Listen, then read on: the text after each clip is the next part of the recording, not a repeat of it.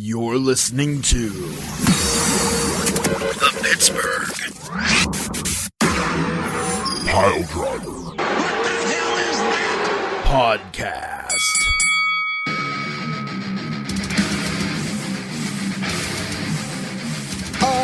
Yes, it's that time of year again, everybody. It's fall. It's pumpkin spice season. The basic white bitches are running wild, brother. And it also means that it's the P3 Chooserweight Open Supercard. So we're going to do a combination of October and November picks. There are no events as of yet scheduled for December. So it's just going to be October and November. We're going to lump them together in one big pick fest fiesta. And winner take all going into the new year. And we'll see come 2023 who the Chooserweight champion is. I am super excited. I think I know who it's going to be. And I think despite it being the dead of winter, all will be well in the jungle. That's my prediction. That's my prediction going into all this. Maybe you guys think differently. Maybe the audience thinks differently. But for me, right? I think the Jungle Kingdom will be just fine. I think they'll weather the storm of winter and come out looking fresh on the other end. Hello, everybody. It's the Pittsburgh Piledriver Podcast, and we have a pick-a-sode for you here tonight or whenever you listen. We're going to record it at night, but you're going to listen whenever. We're going to pick Extreme Rules tonight. WWE presents Extreme Rules, and we're going to do Pittsburgh Piledriver Podcast presents Extreme Picks. So let's Tonight, let's get extreme tonight. Let's pick these wrestlers right tonight. Poot's gonna hate this night. Hi, everybody. All right. So for anyone that still has eardrums that haven't been ruptured, bleeding, or infected with a parasite, that is Beef the Legend. He is here singing as only he can sing. Tiger Bomb Tom, our illustrious champion of the Chooserweights, the king of the jungle, the man who sits upon the jungle throne, ladies and gentlemen, that is Tiger Bomb Tom.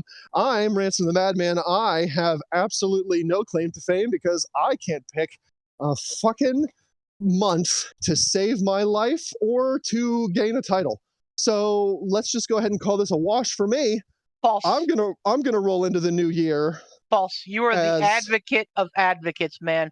You are the golden-tongued lark that precedes the champion, regardless of who the champion may be. As long as it's one of us, regardless of who the champion may be, you are the bringer of greatness. Well, you know what? I'm a good hype man. Like I can hype up the Chooserweight champ. Like B said, as long as it's a P3 champion, I'll hype you up. You know who Ransom is? Who's that? He's the honorary Oos. Yeah. Oh no. No, man. He's the wise man. Ransom's the wise man. He is. He's our Heyman. I am. We gotta get you. We gotta get you a jalapeno necklace. Okay. All right. Well, look, it's time for extreme picks because we're gonna pick Extreme Rules. And then we're going to do other wrestling talk. Poot the Bard is... Ooh, goodness. What the fuck just happened there? Shut up. Don't talk about it. Don't talk. You don't have to worry. Everything's fine. It's fine. Poot the Bard is off doing Bard things. So he will join us eventually, maybe.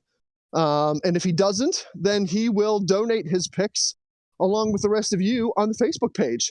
So, without further ado, our scribe... among scribes is Beef the Legend, and we're going to turn it over to him to kick this shindiggery off.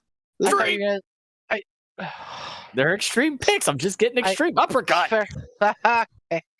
Yeah, I thought you were going to say the Poot had to donate his picks to United Way or something. I'm like, oh man, Donate them to UNICEF or Toys for Tots for Christmas. And Not since Brett Favre have I heard of such a miserable donation. Wait, what? Never mind. Wow. Topical. Anyway, so Jeez. I love you, wow. I'm glad we're here tonight. Extreme Rules 2022 shaping up to be a really good card. Don't sleep on this one, gents. It's gonna be a good one. This is gonna be a hard one to pick.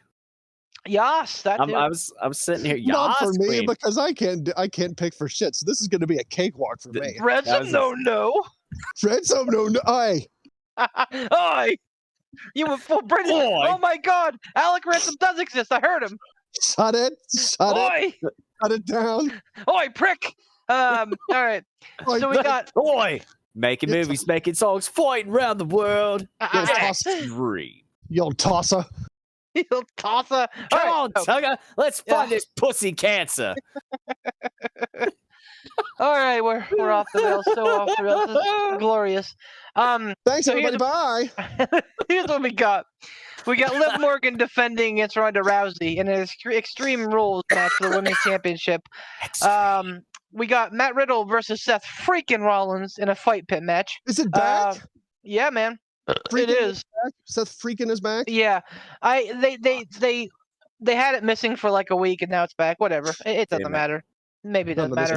It's out. His dick is out. DC will be the referee, by the way. Daniel Cormier of UFC fame. Excellent.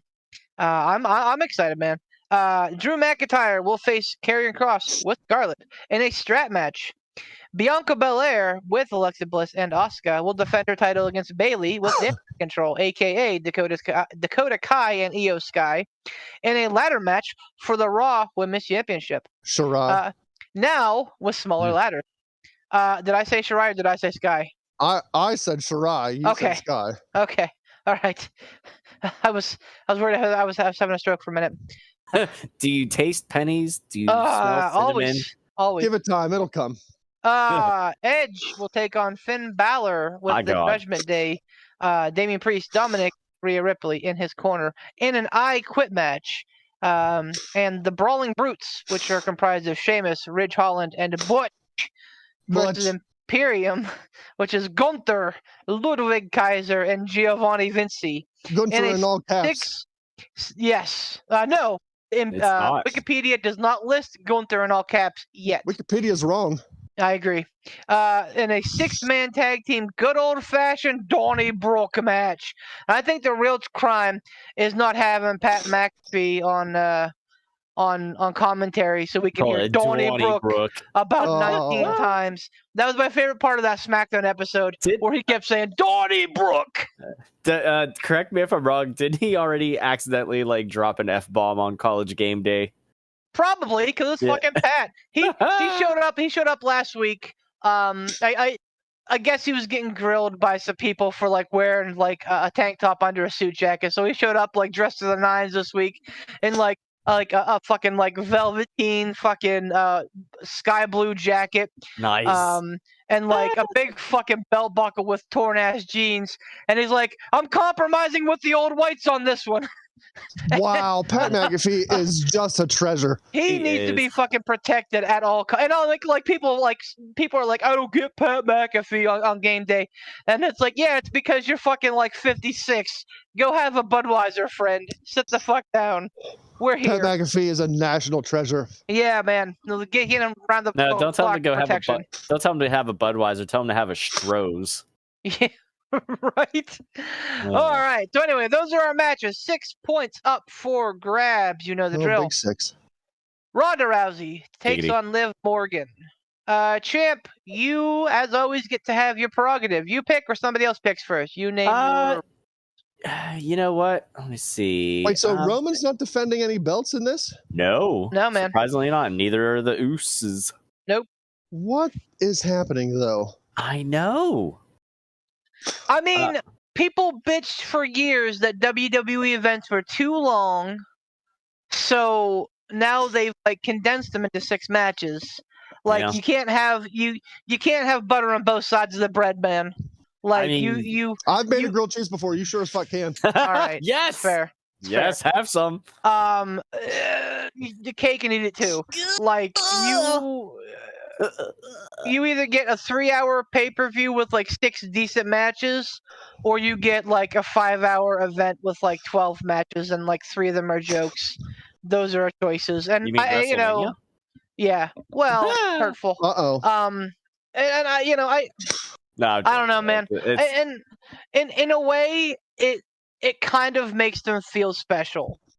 I think the real story here is that there's only one title on the line. Come again? Two. There are 2. Sorry. 2. Yeah, the women's titles. I apologize. Yeah, both the women's titles, which I gotta say is actually, when you think about it, is actually kind of interesting. There's none of the men's titles and none of the men's tag titles, none of the men's single titles. I'm surprised they didn't have it. I'm surprised they didn't have any tag titles. Yeah. Well, mid-card, right. Yeah, nothing. But in any case, so is this the event that theoretically the White Rabbit is going to be revealed in? Yes, that too. Theoretically. Yes. Okay. I think it's all but confirmed at this point. All right, so I'll start us off. Okay. Fighting around the world. All right, so let's see. I'm gonna What go. What match are we picking first? Ronda Liv. Yeah, Ronda and Liv. Okay. Which surprisingly I think will probably end up being the main event. But I think I'm gonna stick with Liv Morgan on this one. And I got a decent amount of faith in her. I'm gonna put 4 points on it. I like that pick. Not so fast, my friend. See? College game day. Pulling it all together. I'm pulling it all together. I like that Ronda. reference means nothing to me because I don't watch any college football. Well, so. I'm sorry that you have a terrible life. I'm kidding.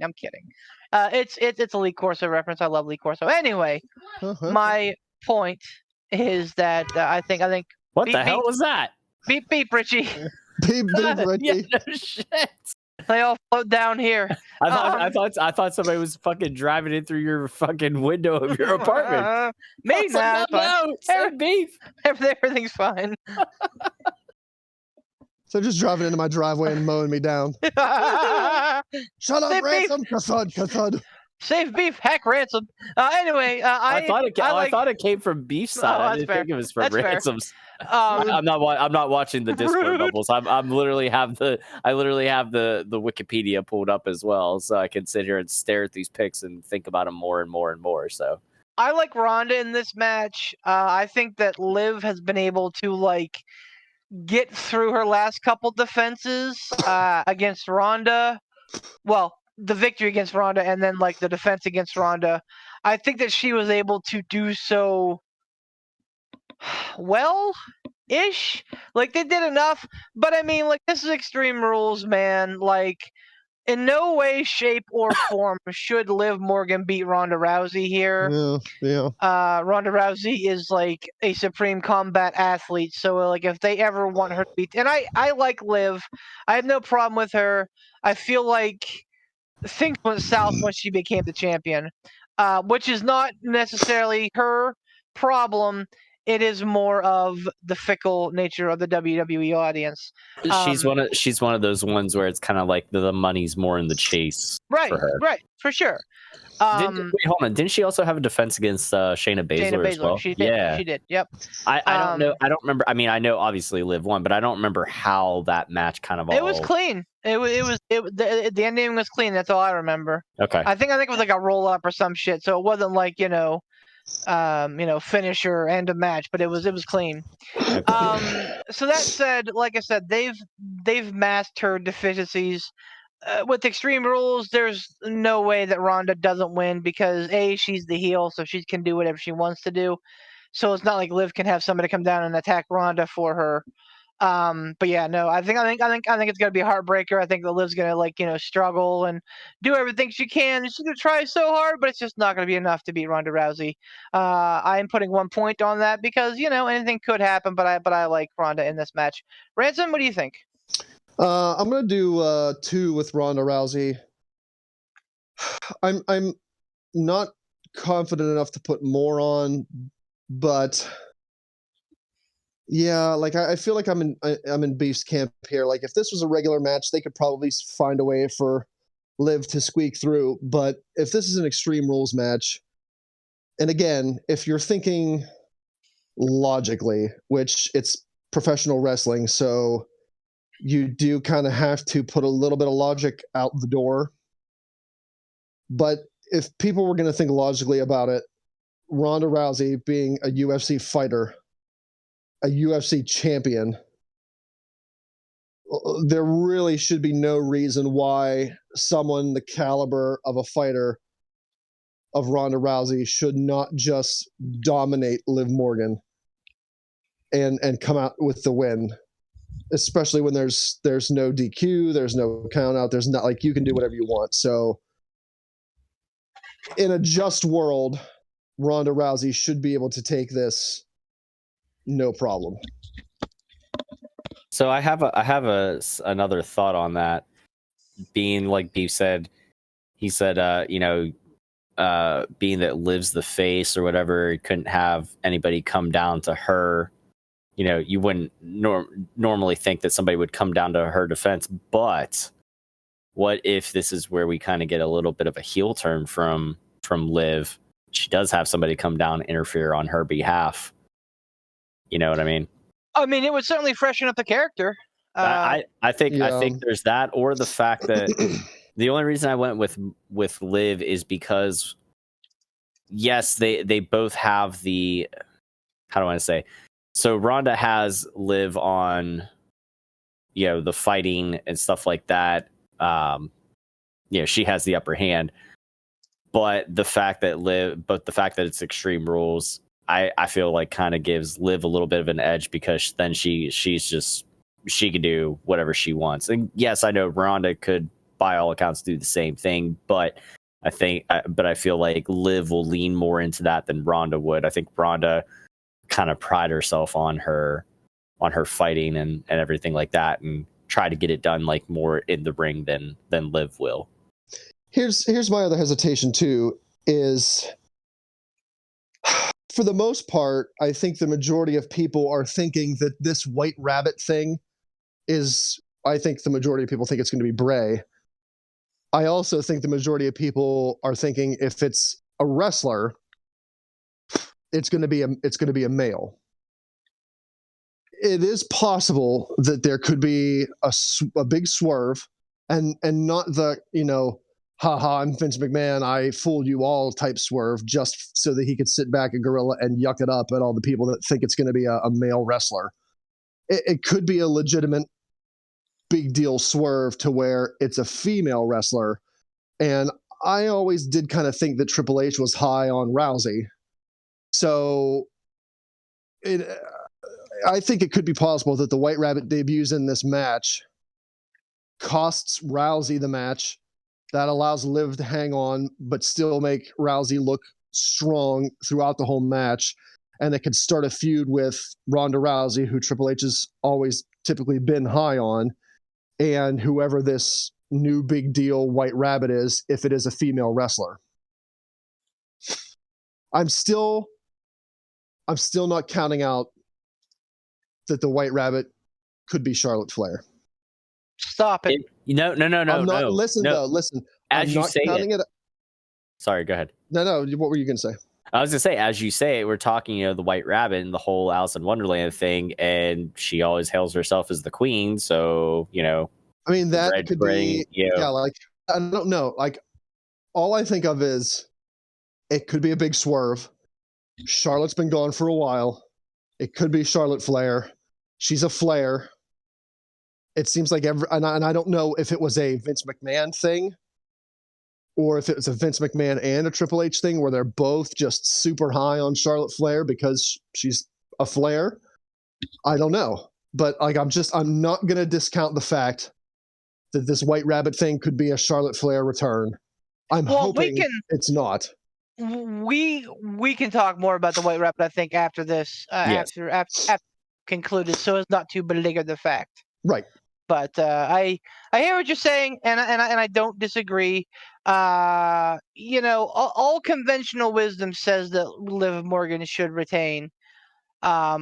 because she just won at SummerSlam, right? She's had it for a minute though. SummerSlam is where she cashed it. No, she cashed it at Money in the Bank, didn't she? She cashed it. She won at Money in the Bank. So it's been a while. Yeah. Okay, It's so been yeah, a like while. 3 months, also, yeah. It is, again, nothing against Liv Morgan, but like I think it was Tom that said, the shine's kind of worn off. And if the shine's worn off, maybe it's time to pivot. Pivot! Pivot? Pivot! Let's pivot into this next pick.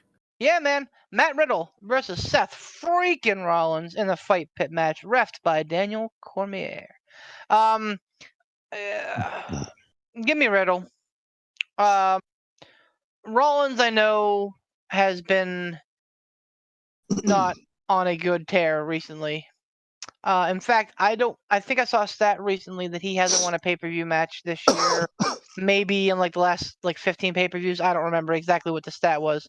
Ooh. But if you think about it, it's been a minute since Seth Rollins has had a pay-per-view win. All that being said, I don't see the first one happening at the expense of Matt Riddle in a fight pit match. So I absolutely think it's going to be Matt Riddle, and I absolutely think it's going to be a 5-pointer for me. Ransom? I'm also going to pick Riddle. I'm going to pick Riddle for 4. Again, Beef, pretty much everything that Beef said. And like, I don't know, like a big deal match. Like if this was just like a one-on-one match at a regular pay-per-view, I'd probably swing a little bit more towards Seth.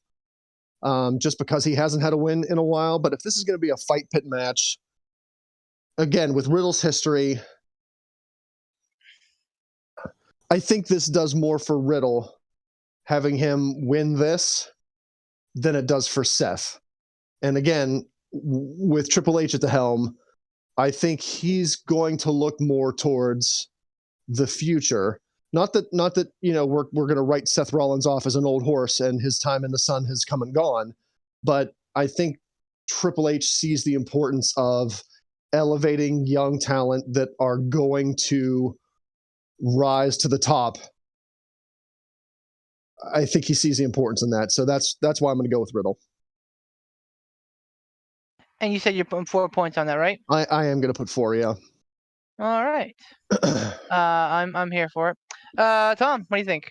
Yeah, echoing everything that the two of you said, and like we've mentioned before, Seth Rollins is somebody that can eat pins, all day long. So and he still makes his character believable one way or the other. So I'm gonna go with Riddle, and I'm gonna put 5 points on this one.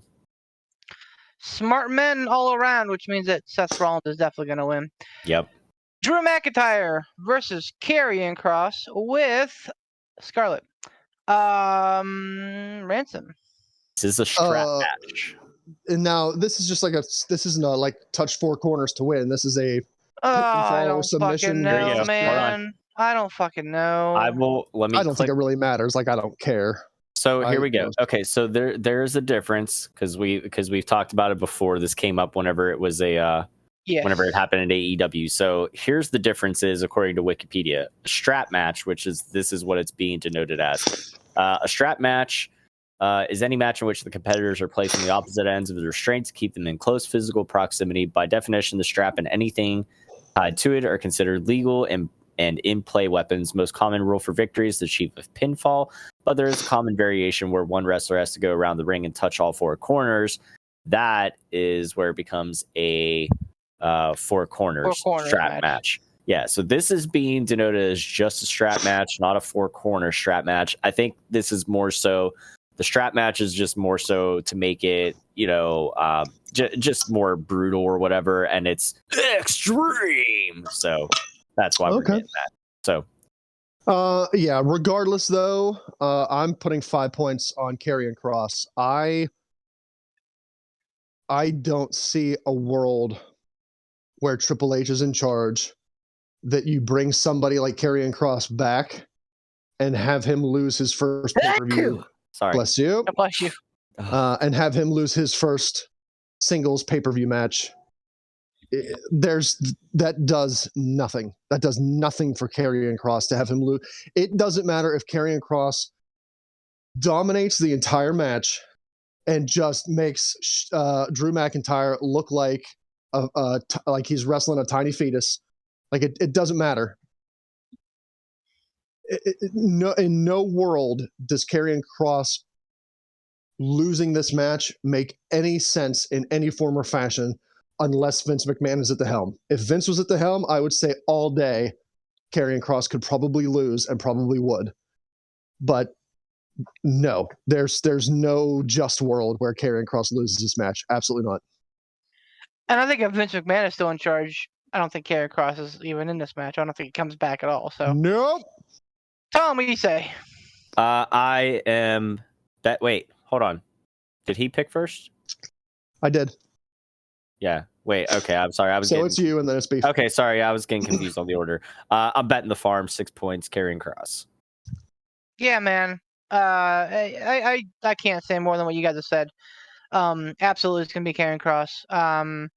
Although to sow a seed of doubt, as is my wont, Drew McIntyre just overtook the Bloodline as the highest merch seller. So, shrugging emoji. I don't know.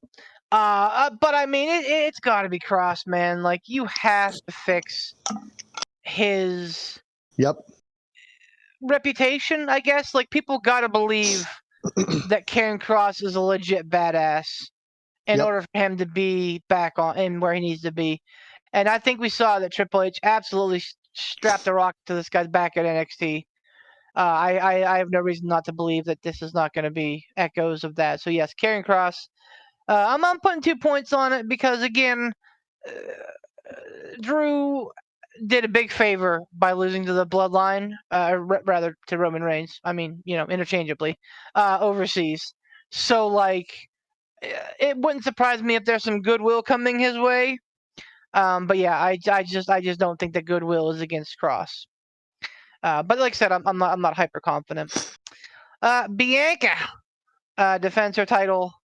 Bianca and Friends versus Bayley and Friends in a ladder match. Now featuring smaller ladders. I don't know if you guys have saw, but like I guess they're going to start using 8 to 10 foot ladders now, as opposed to 12-foot ladders. Well, Jeff Hardy's not here anymore, so there's no need to have big, giant, dumb ladder spot fests anymore. I don't know if it's because it's a women's match and they're making the change. I don't know if it's wrestler safety. I'm okay with either, man. I think that you can effectively have good looking spots from a fucking 6-foot ladder. You don't have to be jumping from the top of the fucking Titantron to do something cool. Nah, man, preserve your talent. Preserve your talent. Exactly.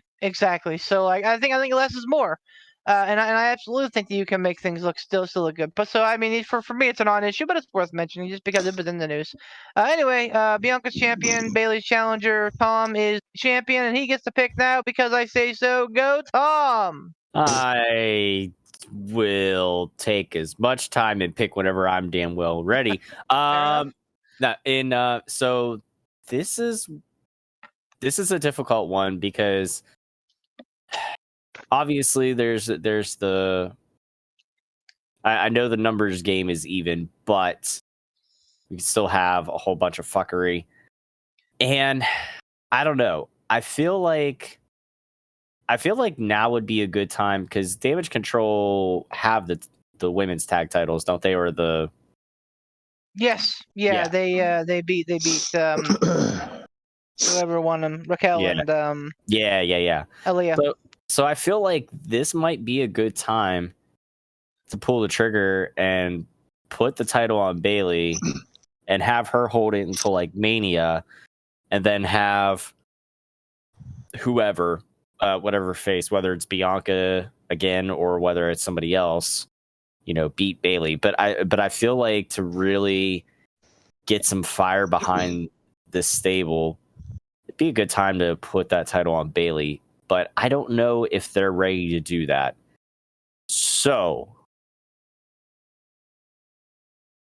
I'm picking Bayley but I'm going to put 2 points on this. Bailey for 2. Okay. All right. I like it, Tom. I like your strategy. Only because it could end up with me with the title in my hand. I'm picking Bianca here. 4 points. Absolutely. And I like Bailey. I think that she's gonna have her time in the sun again. But man alive, Lord help me, Bianca does not need to lose to another one of the 4 horsewomen. Not yet anyway. She's so talented, and I don't think Bailey needs a title. Honestly, I think that Damage Control is just fine with being the women's tag team champions. So I think Bianca continues to reign. 4 points, Bianca. Ransom. I'm gonna put 1 point on Bianca. I'm not confident in this pick whatsoever. I could see it going either way. Honestly, I could see them having all the titles on the women in that group, and having a dominant title. But the only thing that makes me hesitant in that is that you already have the bloodline. You already have one faction that has the tag team titles and the undisputed universal WWE heavyweight of the world of the title. So there's already one stable that has all the titles in the men's division. I don't know that they would put a stable of women together with all the titles. And I'm not confident that it's time for Bianca to lose that. Like, I think she could hold it, for a good year. I think she could go the distance with it. But again, low confidence on this pick, so that's why I'm going to go with 1. Yeah, absolutely. I absolutely could go either way for sure. I just feel like, for what they're trying to do with Bianca, they just need to double down.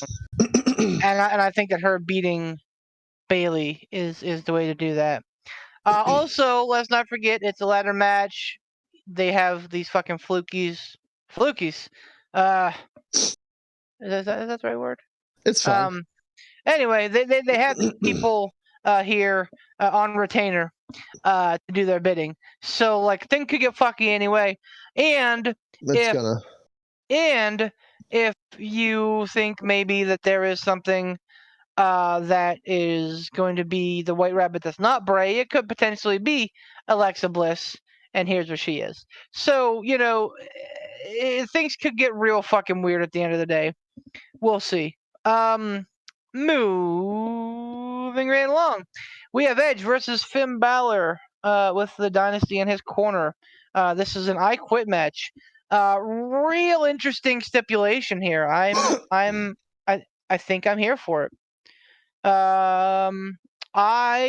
Is the stipulation the I Quit?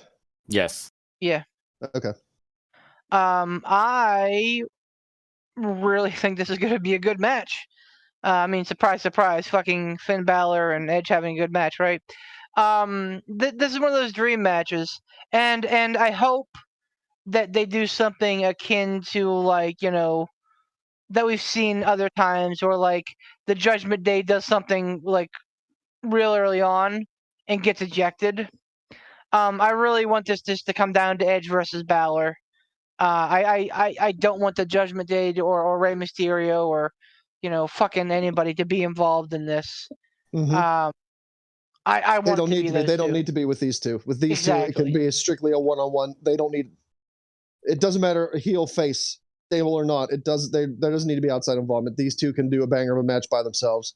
Exactly. So what I want to see is at the beginning of the match, Ray come out, jump off the top fucking turnbuckle onto the 3 of them on the outside, and then Damian and Ray brawl to the back, and Rhea and Dom kind of limp back, and that's, and then it's just Ray. It's just Edge and Balor.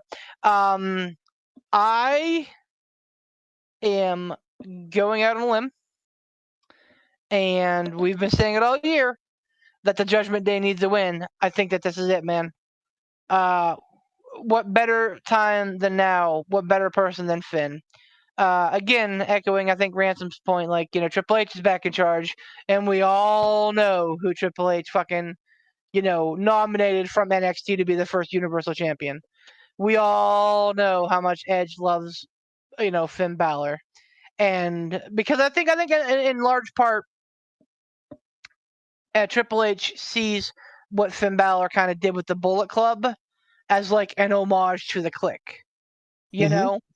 And I think that he really respects him for kind of like taking that and like carrying it with him. So like I absolutely think it's gonna be Finn Balor, and I'm putting 6 points on Finn Balor to win this match. Wow. Ransom. Yeah, this was my 6-pointer as well, and this was my 6-pointer on Finn Balor. There have been numerous reports out there that Triple H has very big plans for Finn Balor. And again, in a world where Triple H has big plans for Finn Balor, to have Finn Balor lose, especially to lose an I Quit match, I don't see that. Like that those two things don't compute together. If those reports are accurate, having Finn Balor say the words I quit and lose, it doesn't make sense for a big Finn Balor push or big plans coming for Finn Balor. Like that doesn't make any sense. And I think things will start to make more sense now. Again, I mean, we've drummed this up how many times, but I do think it is worth repeating each and every time. I think things are going to make more sense with Triple H at the helm. Maybe that makes things more predictable, but ultimately I don't care if that's the case, because if they make sense, they can be predictable all the live long day because it makes sense. Not to say that there won't be, swerves here and there. I think there will, but if all the reports are to be believed, big things are coming for Finn, and I think this gets it done. And even if they want to keep, like I can envision it, like even if they want to keep Edge looking strong and not look weak, they could involve some sort of angle with Beth Phoenix. Beth Phoenix with Edge is always that ace in the hole. And the Judgment Day could wind up in the back somehow, but back out, or at least Rhea Ripley back out, trying to help Finn Balor. Beth Phoenix shows up trying to help her guy, and the Judgment Day, they do something. They do something to put Beth Phoenix in one of those terrible positions to where Edge will quit the match to save her. I like it. It can be done to make them both look strong and still have Finn come out on top. But ultimately, I don't want to see it. Like, I don't want to see that happen. I honestly really do want to see Finn Balor go over clean and make Edge say, I quit. I'm sorry I'm droning on about this, and I apologize, but like, I feel like this is all pertinent info. At this juncture, it's more important to elevate Finn Balor and to make him look dominant than it is for Edge. Edge doesn't need it. Edge doesn't need the save. He doesn't need to be saved by saying I quit. Like, he doesn't need to avoid that. They don't need to protect Edge. Edge can legit lose this match, and lose by saying I quit. It can happen. I don't know what is going to happen, but there's no way Finn should lose. 6 points, Finn Balor. I never thought of the Beth Phoenix play, and that's actually a very smart way to get out of it. I would have no problem if these two like had a really great match and like very clear that neither one of them are going to like have any give, and then something like some shit like that happens. Like that's a good way to save face with Edge, and also make the Judgment Day look strong. Oh, it can make them look ruthless, especially if it's Priest. Exactly. Like if it's Rhea Ripley like holding Beth Phoenix down, and if it's Priest with a chair, ring bell, like name it, or like his own foot, it doesn't matter what it is. Like that can make the Judgment Day really look like a ruthless stable. Like, hey man, I'll take out this woman who is not a wrestler anymore. Like I'll take out your wife. Yeah, Don't man. think we won't steal do your it. We steal your kid. We take your wife. Hide your kids. Hide your wives. They're coming for you tonight. Tom, who you got? I'm going to take Edge, or I'm sorry, not Edge. Jesus Christ. I'm going to take Finn Balor for 1 point. Oh, I only because I don't know. Listen, for the only reason I'm putting 1 point on it is because curse you, He-Man. It's because we've been saying that the Judgment Day needs a win, and every time we say it, they fucking give it to fucking Edge or Ray or fucking Edge and Ray or whoever or the fuck. Dominic and Ray, only to have Dominic turn on Ray after the match, which makes no fucking sense. Yeah. That was still Vince McMahon era though, right? No, that was Triple H. I don't know. All right, that was right after Vince though. Yeah. Either way. So that's why I'm only putting the 1 point on it, but man, this is going to be a banger of a match regardless. Like I'm really like I'm going to try to go out of my way to watch this. I believe this pay-per-view is Saturday night, is it not? It sure is. Okay. Yeah, I think I'll be watching that. I absolutely am going to be watching it. I mean, mostly because there's no good college football on Saturday night, but I absolutely will be watching it. I'm here for Saturday night pay-per-views, man. And like I know that Sundays were the traditions and everything else, but man, like it's so nice to like have it on Saturday nights and enjoy it and everything else, and then have like another day to recover the next day. It's just Yeah. For the schlubs that do the 9 to 5 Monday through Friday. Yeah, man. Especially if you want to get together with buddies. Man, Saturday night pay-per-views are where it's at. And if companies move more towards Saturday night pay-per-views, man, I'd be all the happier. Dude, I don't even care. The fact that I do work Sundays, like I don't care. Like I'll still do a Saturday night. I'll still do a Saturday night pay-per-view. It feels different. The show in Cardiff really impressed the fuck out of me. I still gotta go back and watch that. And I think if this show can hold a candle to that, I think we're heading in the right direction. Speaking of the show in Cardiff, the presumed match of the year at this point, Sheamus versus Gunther, are involved in the final match that we're picking, which will be the Brawling Brutes, which is Sheamus, Ridge Holland, and Butch versus Imperium, Gunther, Kaiser, and Vinci. The 6-man good old-fashioned Donnybrook match. Ransom, your pick. This is the last one, right? Yes, sir. What's my number that I have here? 3-pointer. Yeah. This one's tough. Lord, this is all of our 3-pointers. This is great. Oh, is it? Nice. This one's tough for me. I could see it going either way. There are guys who can benefit from the win on both sides. At least back in the day, Sheamus was a good buddy of Triple H. Triple H was always high on Sheamus, and I think for good reason. He's had a stellar career, and as far as I know, as far as I could see, he could still go. So again, it's not like his time has come and gone in the sun. But on the other side, man, you've got Gunther, and Lord Almighty, when he was NXT UK, he ran through everybody with good reason. Like it made it look believable back when he was a fucking brick shithouse, and now like the dude is cut down, which makes him look all the more lethal. So good Lord, I don't know. This one is I think probably the biggest toss up of the card for me. And my pick boils down basically to who I want to win, and that's Imperium. I want Imperium to win.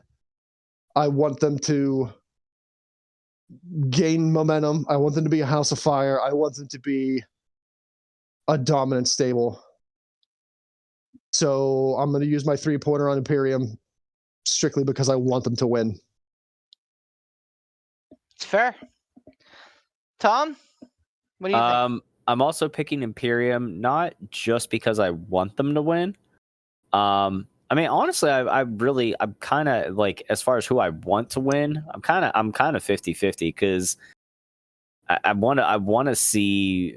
I hate saying his name is Butch, but I want to see Pete Dunne, get some real momentum because he's Peter Dunne. The old Peter Dunne, because of that trio there of the Brawling Brutes, like, Sheamus is the you could call whatever you want to call it, trio, small stable, whatever. I don't care. Obviously you got Sheamus as the veteran, and of the two of Ridge Holland and Butch / Peter Dunne, old neckbreaker Holland. Yeah, old fucking neckbreaker Holland. Like Butch is definitely the more standout of the two, and I'd really like to see him get a good singles push. So maybe this will be a way that they start kind of putting cracks in the foundation of the Brawling Brutes. I don't know, but I feel like Gunther is still your IC champ, so why not keep him looking strong? So I say give the win to Imperium. I think that this match is going to be off the hook. And it's weird to be looking forward. You know what? Like, it's 2022. I think that 6-man tag matches in the United States have finally become in vogue. They've been a big deal in New Japan for a long time. But, like, 6-man tag matches really weren't, like, a thing that this audience cared about for a long time.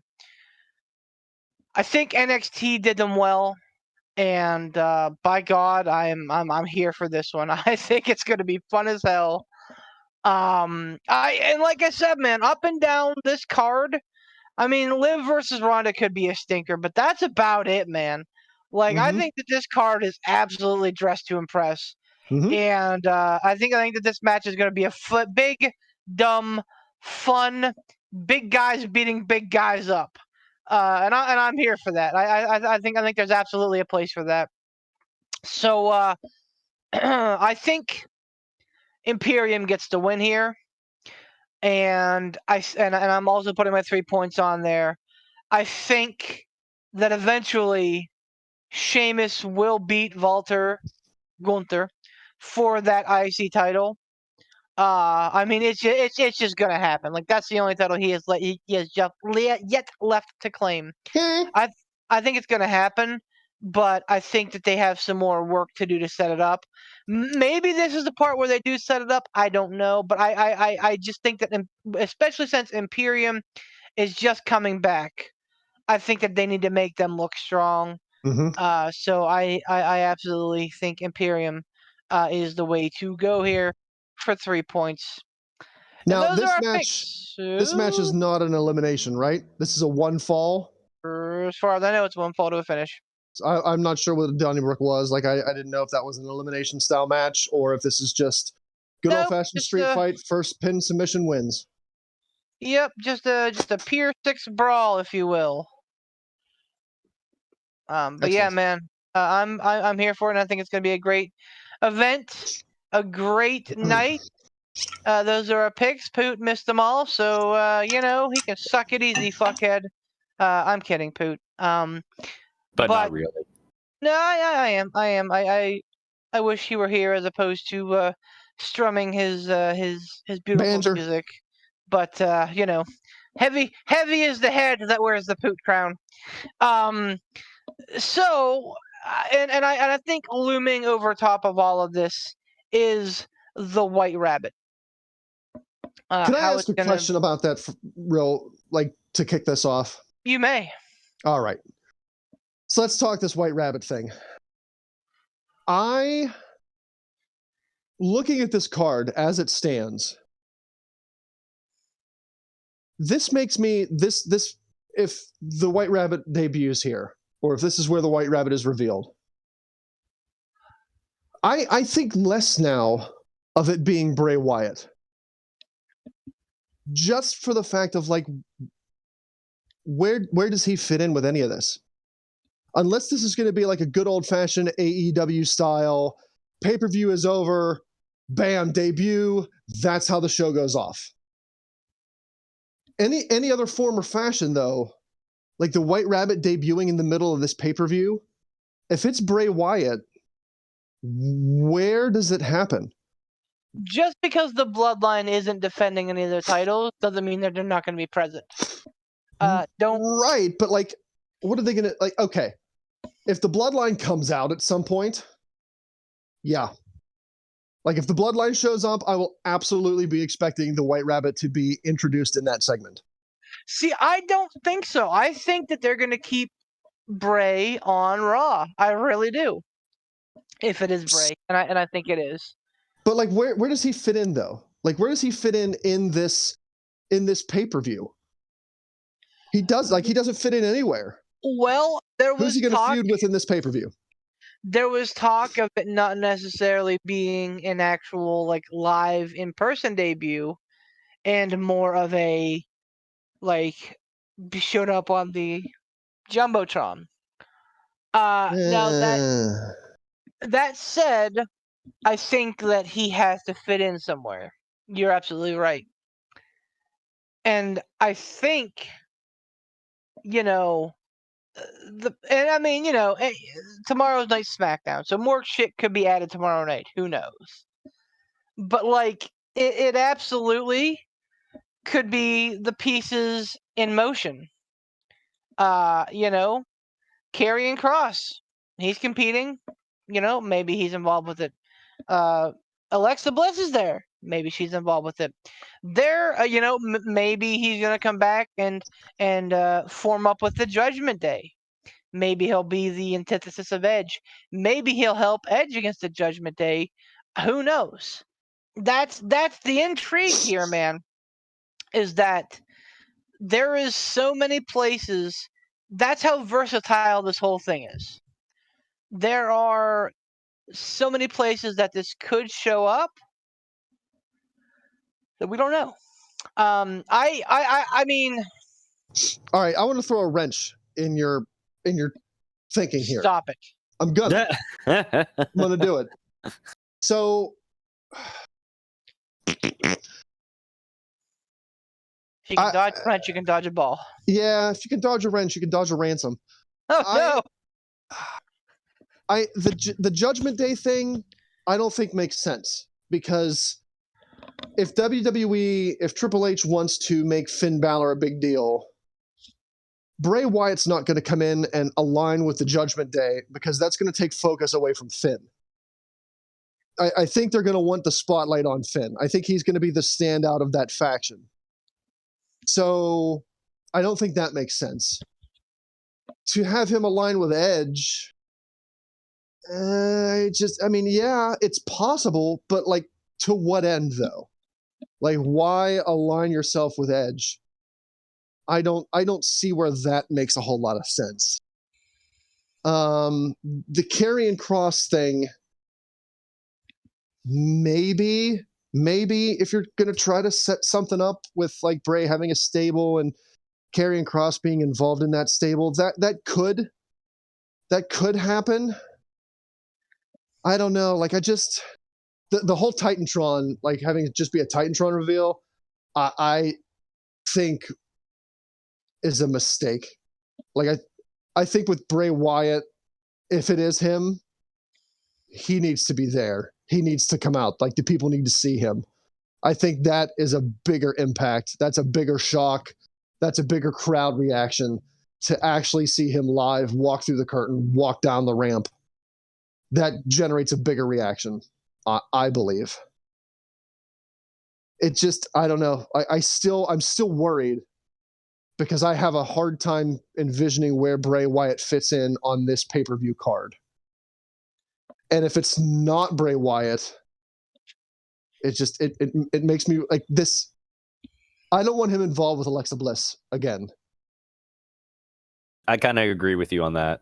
That at the very least, like, because they could do something. They could right or wrong, but I want that to be history.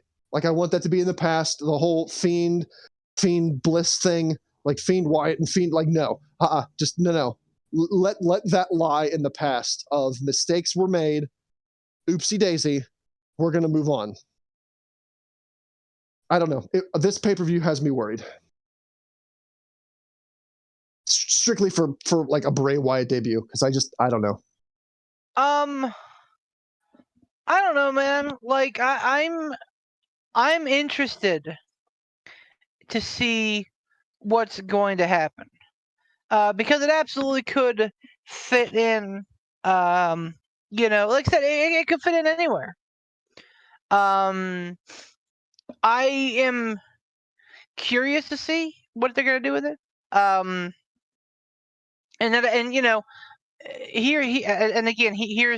here's the problem. With speculation and everything. We've worked ourselves into, Wyatt or Bucks. And I don't think that's fair. Yeah, I was gonna say I feel real bad if it's not Wyatt. I feel real bad for whoever it is. Because it's a great fucking angle. It's a great fucking angle. Well, because if it's not Wyatt, the fans are gonna shit all over whoever it is that is the White Rabbit. If it's not Wyatt, like, and again, that's like Beef mentioned, before, the very fickle wrestling fans. You can be high on somebody one moment. Look at what happened. Just a pure perfect example. Look what happened with Roman after he fucking beat leukemia. He was he was cheered for about a month or maybe less, and then fucking fans went right back to booing him. They booed him right after he beat leukemia. Like, what the actual fuck? Yeah. And oh man, it's gonna be crazy. I'm hoping. I think I mentioned it to you. I think I mentioned this before. I hope we get some sort of. I don't want it to go right back to the Fiend if it is Wyatt. I want that to be something he can pull out of his back pocket, a la Finn Balor, summoning the demon sort of thing. I kind of would like to see him closer aligned to like his Swamp Wizard portrayal, but who knows? Maybe this, if it is him, if it is Wyatt, and with this White Rabbit thing, maybe it'll be something completely new. And if I'm fine with completely new. Yeah, I'm here for it because by all accounts, Bray Wyatt has a lot of creative muscle, and I'm interested to see how far and how much he can flex it. So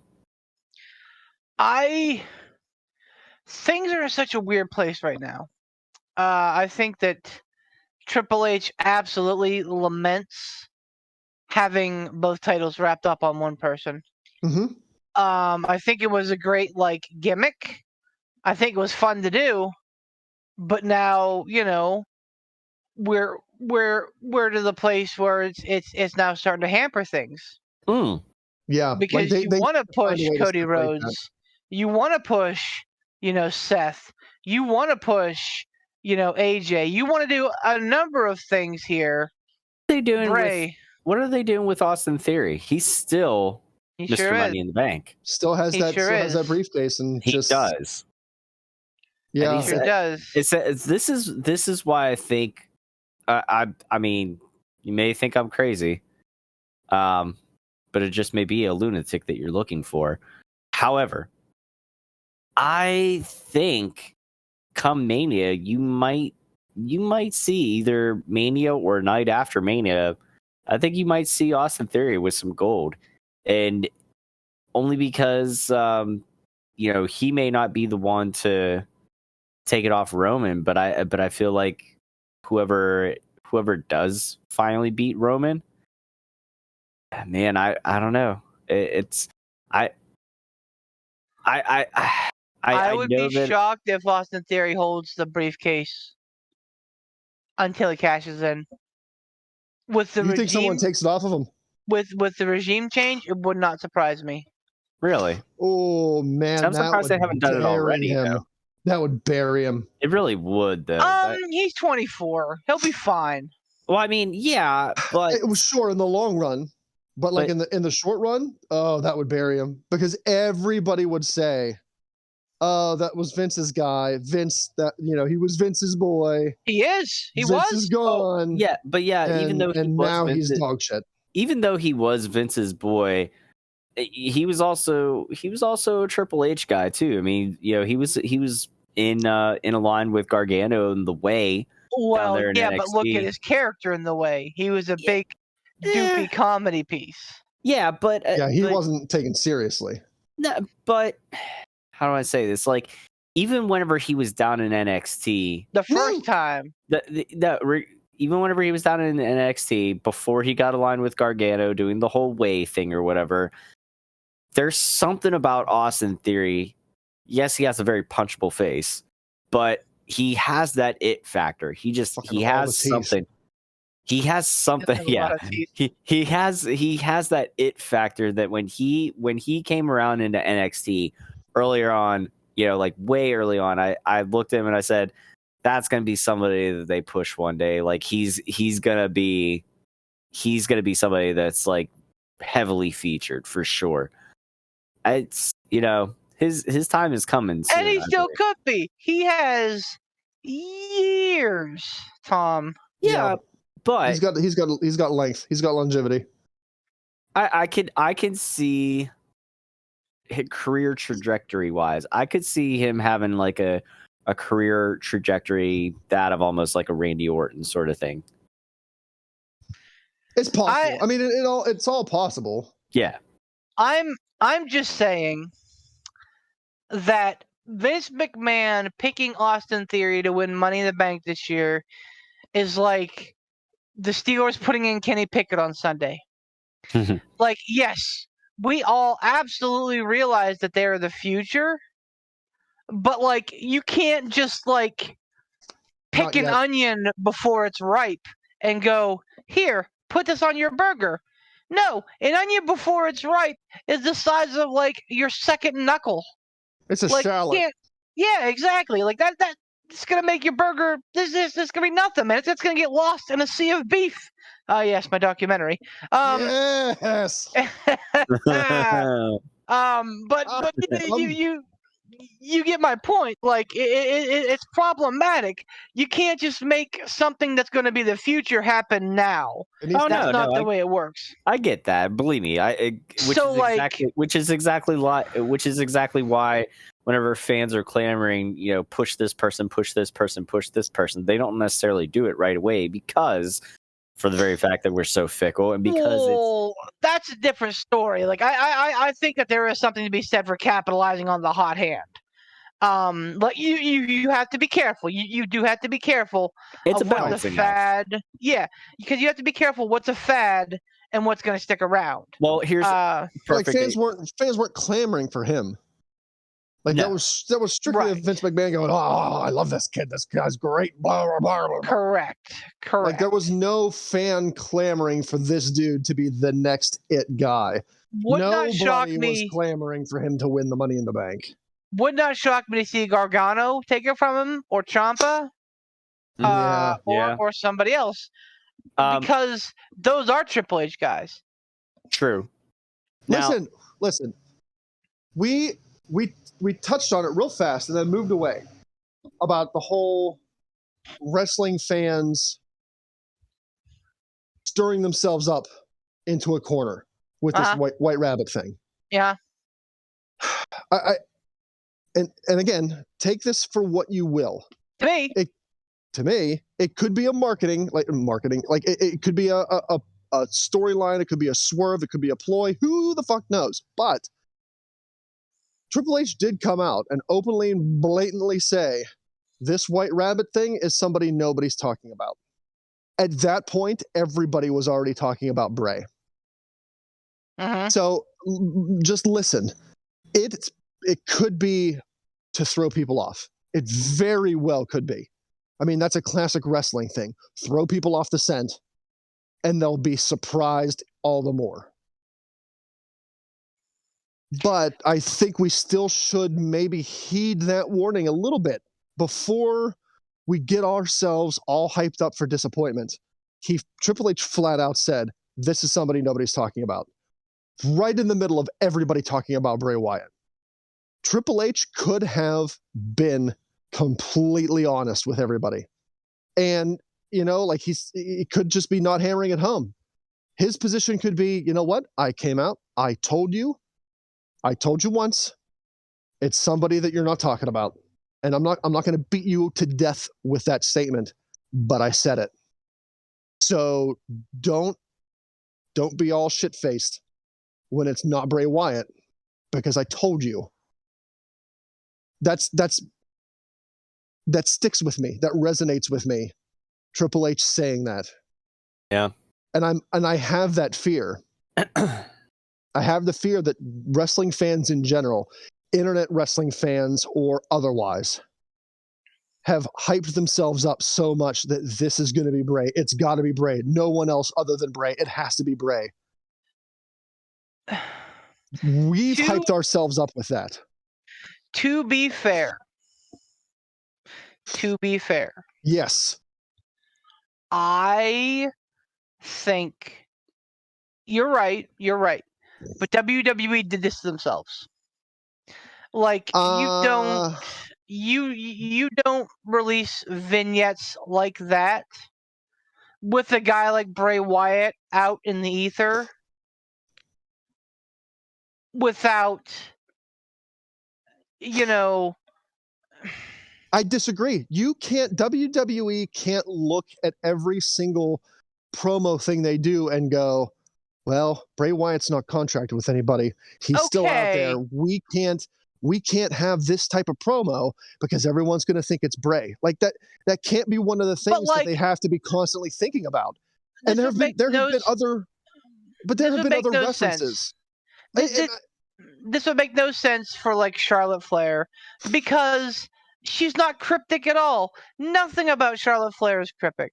This would make a little bit of sense for Bliss, but again, same thing. She's not really cryptic. Like, they're all very straightforward. But that doesn't necessarily mean it's either one of them. It could be somebody completely new. It very well could be somebody that no one is talking about. It could be who? I don't know. I fucking don't know Big E. Why not? Like, I don't know the indies. I don't know what big indie guy is out there. I have no idea. No one. Tony Khan bought them all. But like, all I'm saying. Did he buy Jackson Argos? Come on. No, not yet. Listen though. All I'm saying is that we can't look at this vignette and go, "Oh, that's Bray Wyatt-esque," and have, like, there has been no mention about Bray Wyatt in any of these vignettes. There have been directions pointed at possible other wrestlers. Like there was that mention of Malachi Black's and there was a thing for Gacy. I understand all that. Like, what I'm but saying here's the thing, man. There's a lot of connections. Like the whole Wyatt White Rabbit thing that happened like last summer, where like he talked about like starting a White Rabbit group. I don't remember exactly, but like, there's a lot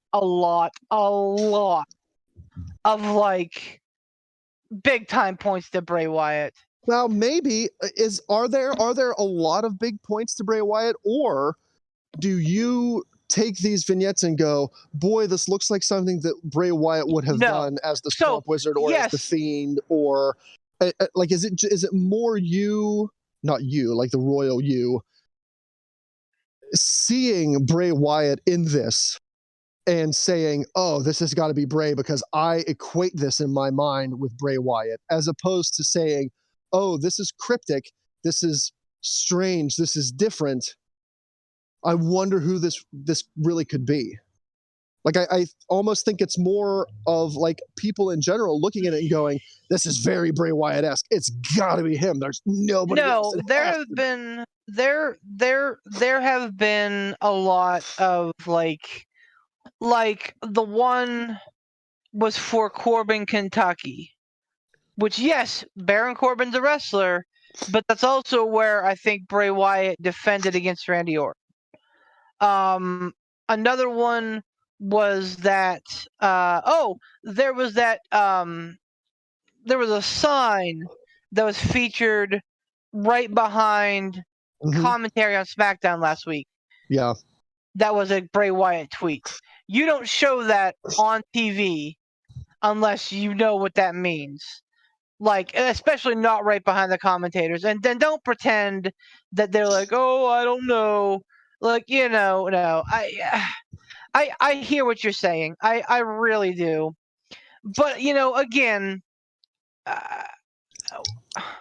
this is not Vince McMahon booking anymore. Vince McMahon would book this to be fucking Hornswoggle or fucking the Boogeyman or Kamala or some dumb shit. Papa Shango. Like, this is Triple H. And I think Triple H and Tony Khan share a lot about their minds of the industry. In that sometimes you don't overbook yourself. Sometimes you just do the right thing.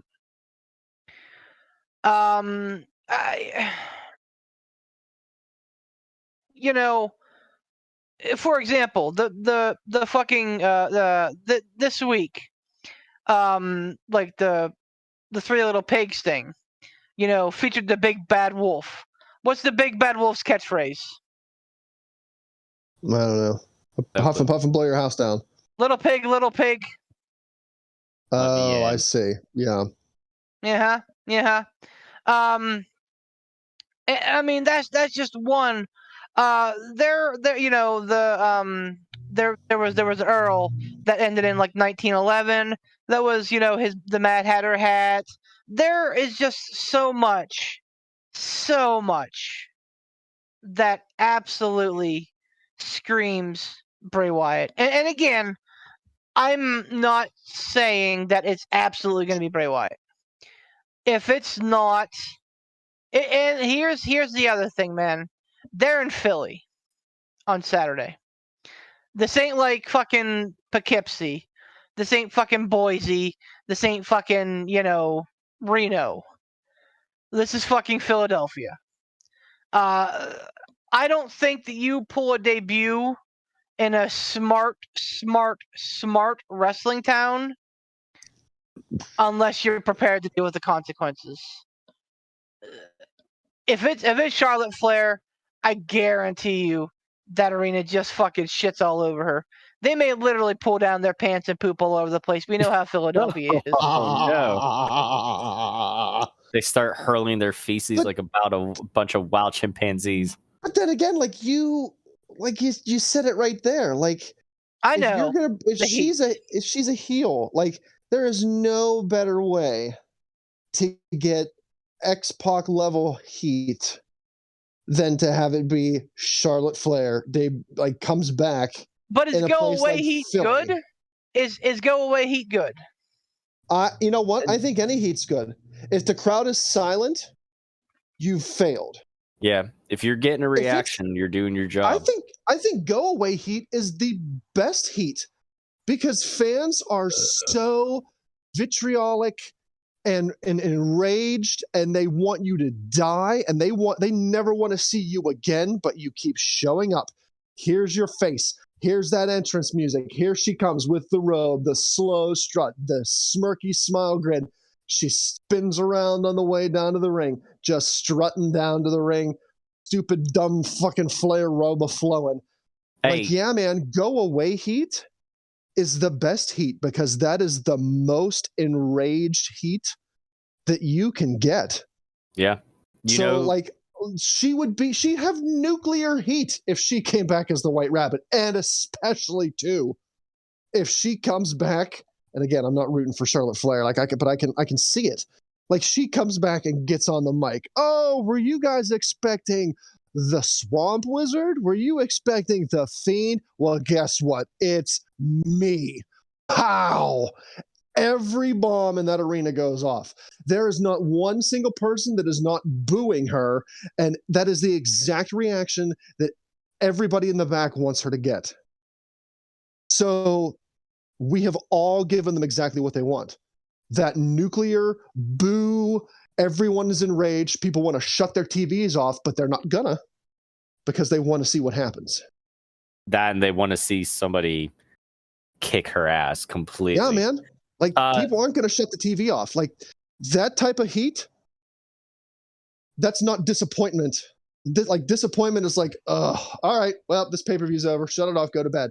No, I don't think a single person's going to shut their TV off if her music hits after a White Rabbit promo. I think everybody is going to be so enraged that they're going to watch it. There might be a couple people that end up stop watching it just because they end up breaking their TVs, but I don't think they'll purposely go out of their way to shut them off. I'll tell you what, somebody else who's gotten some heat recently is Sammy Guevara. Yeah, man. Holy fuck. So I what are they doing at AEW? I don't know. Like what's happening? I'm not gonna be one of these like WWE, homers or whatever and fucking jump on the bandwagon of AEW's falling apart. Listen,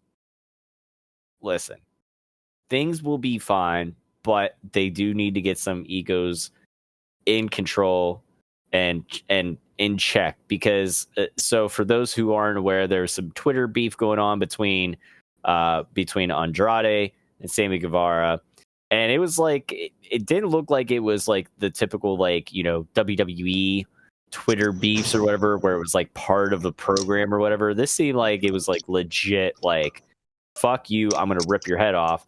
I kind of felt like Sammy wasn't referencing Andrade at first. He might not have. Regardless, he might not have been. I didn't see the original.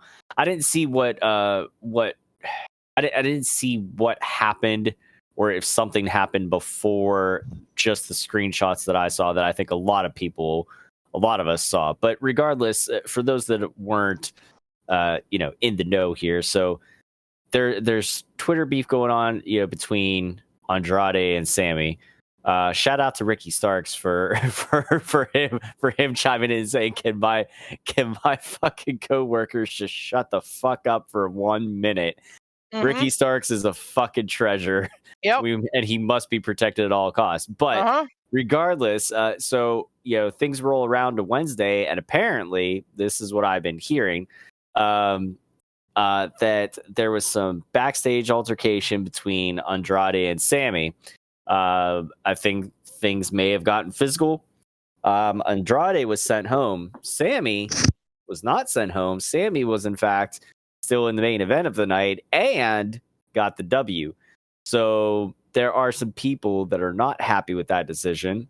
My own personal opinion, what's good for the goose is good for the gander. You literally just had to throw suspensions and on some of your biggest stars of the entire company, some of those biggest stars being your very own executive vice presidents of the company, and you had to strip titles and shit. I don't see why if there was some sort of physical altercation, I don't see why you send home one and not the other. I think you have to set a precedent. Now I know Beef's reasoning. He said, well, this main event had been scheduled for a while or whatever, or pushed or something like that. And I get that, but the trios titles were also in the works and scheduled for a long time too. And we saw what happened with that. Didn't have a defense, but the Elite didn't have a defense. So here's the thing. Let's say that the Punk Elite stuff happens the night before All Out. Right. I think you look at a different situation then. They all still wrestle. I think that the Elite and Punk both lose and then have their suspensions. Yeah. But I think they all still wrestle. Okay. Because you have that story that you don't want to displace. Right. Okay, fair enough. I'll give you that. And it doesn't make sense for Jericho to win because Jericho hit Garcia with the title. Therefore, because that's the thing, man. Garcia's the pure guy. He wants to be. He wanted Jericho to be like a pure wrestler. Mm-hmm. Like, yeah, he was there for the sports entertainer. Ha ha ha. But so that's why Jericho had to be the one to hit him with the title. Like, not only did Jericho hit him, but he hit him with the title. So, that's how that had to happen. Okay. Now, here's the thing. I think John Moxley had a great line last night in talking to Hangman Page. He said, like a lot of other kids around here, you say stupid shit and your mouth gets you into trouble. Very clearly defining that #Punk was right. Now, Punk handled it very, very, very poorly. But the sentiment remains the same. That these quote-unquote kids in AEW are getting big heads and, talking out their ass and, calling down the thunder. But here's a second layer to it. We all know why this took place. Fucking Ray Charles and Stevie Wonder saw why this took place. What, between Andrade and Sammy? Yes. It has nothing to do... I honestly don't know, so please enlighten me. Like, why? Oh, okay. Because Andrade wants to go back to WWE. Oh, okay. Well, absolutely. He wants to get fired so that he can get out of his contract and go back to WWE. Because, and to be fair, I absolutely understand his sentiment. He's not being used. He's never really been featured. Outside of a couple matches with Cody, he's never really been featured. Yeah. They've been aimless with him. And I guess one could say it's because he's not a promo. He's made no progress on speaking the English language. And here's a spoiler alert. I'm not trying to be fucking America. But like, our language, go back to where you came from. If you can't speak the English language, you are behind the 8 ball. Absolutely. No, well, look, Aleister, sorry to interject, but Aleister Black, Malachi Black is a perfect example. He even said, with his time in NXT, he did really well. When he got up to the main roster and everything was scripted, it was harder for him because English wasn't his first language. Yes, he can speak it, and he speaks very well. He doesn't have some sort of like heavy, European accent or anything like that, but at least not that I can really discern, But the point being is that he can cut a promo in English just fine. It was just a matter of it being scripted or not, with the way that his brain was processing it better. Mm-hmm. It's better for him to have the little bit of a freestyle, hit the bullet points, but have it come from his brain and his having it come straight from the horse's mouth, rather than rather than being something that he has to try to process that's not his first natural language. But like you said, Andrade that didn't really ever make any progress. No, he's made no effort to AEW, and he even had a bit of a mouthpiece with him, but they really went nowhere. Like, I'll be honest, like, I didn't really see Andrade doing anything super wow me in fucking AEW. I look at Miro. Miro wowed me a little bit. He did something. He lit a fire under my ass to, pay attention to him. Like, Andrade hasn't done anything. So yeah, fucking. And again, like, the over bloating of TK's roster is absolutely something that we've talked about, and they need 2 shows. They absolutely do. Yep. That's not always-standing. And I'm going to follow my sword here. Even though I agree, I think Andrade's pastures would be absolutely greener in WWE. Like, I'll divert back to the fucking Mike Tomlin line. We want volunteers, not hostages. And there is something to be said for absolutely, being, working your contract out 100%. But like, if you don't want to be there, I don't know, man. Like, if they don't want to be there, fucking send them packing. Cut your losses, invest your time and money in other talents that do want to be there. And let them go and do their other thing. Because I'll tell you what, Andrade coming back to WWE might find a nice little spot, but he'll never be world champion. No.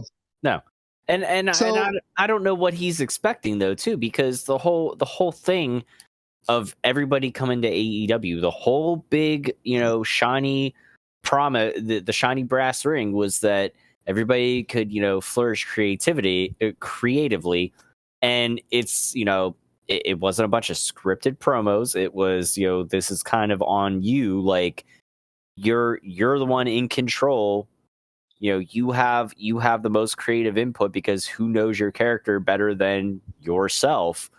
So honestly, if he's not being pushed and he's not being utilized, how much can we really say that, like, he only, you could argue that he only has himself to blame because, like, again, I'll throw it right back to Miro again.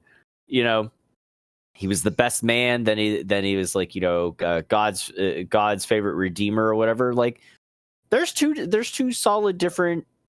There's two characters right there coming from somebody that's, not necessarily a primary English speaker, but has always done well.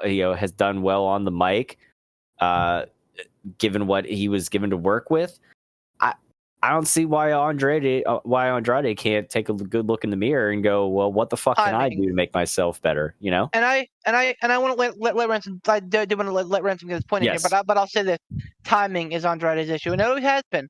Like in NXT, he was the guy between McIntyre and Black, right? I think so. Like he was a pivot man between those two. On the main roster, he showed up whenever they were flush with, good mid-carders. When he got to AEW, he showed up right before Punk and Bryan and Cole all came, and then Keith Lee. Like, he just, the timing has never been right. And unfortunately, Andrade's not a big enough act. He's not Keith Lee. He's not Daniel Bryan. He's not Adam Cole to where, he can be the guy in a sea of guys. Like, no, man, like you stood out for a couple of months, but guess what? Like, if you want to keep standing out, you better fucking work it. Yeah. Ransom? So I have a couple things. One, I'm going to echo Beef's And we're out of statement. time. Have a good night, everybody. Thanks for coming. Thanks, everybody. Bye. Go ahead, Ransom. I will harken to one of the things Beef said. Like, it's not a, it could sound this way, but it really isn't. It's not meant to sound this way. It's not meant to sound like, well, speak our language or get out of our country. Like, no. I don't have my cowboy hat on. I don't got my cowboy boots on, and that's a bad stereotype in and of You got itself. your tinfoil hat on for all the gay frogs. Listen, man, the fluoride turns the frogs gay. It's you have to look at your audience, okay? And yeah, I would say the overwhelming majority of the audience that watches professional wrestling in the United States, I would wager speak one language, and that's English. And I think that's just I don't know. It's just one of those things where, like, you got to know your audience. If you want to succeed in AEW or WWE, you either have to have a really good mouthpiece that works really well for you, or you have to be able to learn the language to cut a good promo. And I know that sounds like a speak our language or get out, but it isn't. You have to look at your audience. And if you can't speak the language that your audience understands, you're not going to get over. And that's just the cold hard fact of it.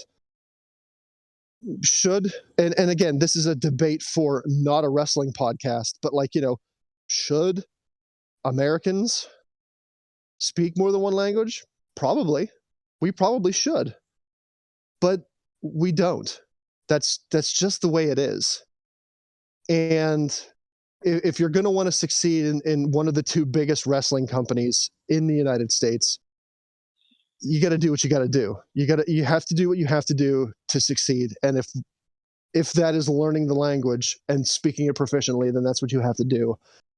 2, not on the Andrade point, but on the Sammy Guevara, who's the other guy? Andrade? Oh, Andrade. Yeah, duh. What do we know about the backstage altercation? Do we know what happened? Like, I'm legit asking, because all I know is there was a backstage altercation. So what I understand is that punches were thrown. Okay, so... And then Andrade was sent home, Sammy was not. Okay, so looking at that knowledge that we have now, my opinion could change, but looking at the knowledge that we have now, we know what happened with Punk and the Elite. We know that the Elite went to Punk's locker room. They burst in. Words were thrown. Punches were thrown. Chairs were thrown. Like, we know that's what happened. We don't know the details surrounding this. This very well could have possibly been a war of words that got Andrade so pissed that he went and physically confronted Sammy Guevara. Now, if this is the Elite bursting into someone's locker room and then fists were thrown, okay, both parties are to blame. Both parties need discipline. If this just starts out as like a little, bit of a Twitter beef, and then someone escalates that into physicality, if the other person is just defending themselves, I can see where Sammy Guevara wasn't sent home. If this would have stayed a little Twitter beef, I'm sure someone would have squashed it. Like, someone in the back would have been like, all right, guys, enough's enough. How about you guys just leave each other alone on Twitter and don't fucking worry about it? And it would have been done there. But if Andrade went up to Sammy, backstage, common room, whatever, and started throwing punches, you can't expect Sammy to stand there with his hands behind his back and not defend himself. So that is a situation where I could see, okay, Andrade got sent home because he walked up to Sammy and waylaid him. And then they got into a beef because Sammy was defending himself from an oncoming attack. I'm completely understandable if Sammy stays and Andrade gets sent home. If that's what happened. I just have a lot of problems with this whole fucking thing. And it starts at the top, man. Like, we absolutely, and again, we are fair and unbiased here. We have given AEW and Tony Khan so many props over the last 12 months. It's unbelievable. Yes. It is fair for us to also now come at him and say, Tony Khan, stop being Mike Tomlin. Get control of your fucking locker room. Yeah. Because this is starting to get embarrassing.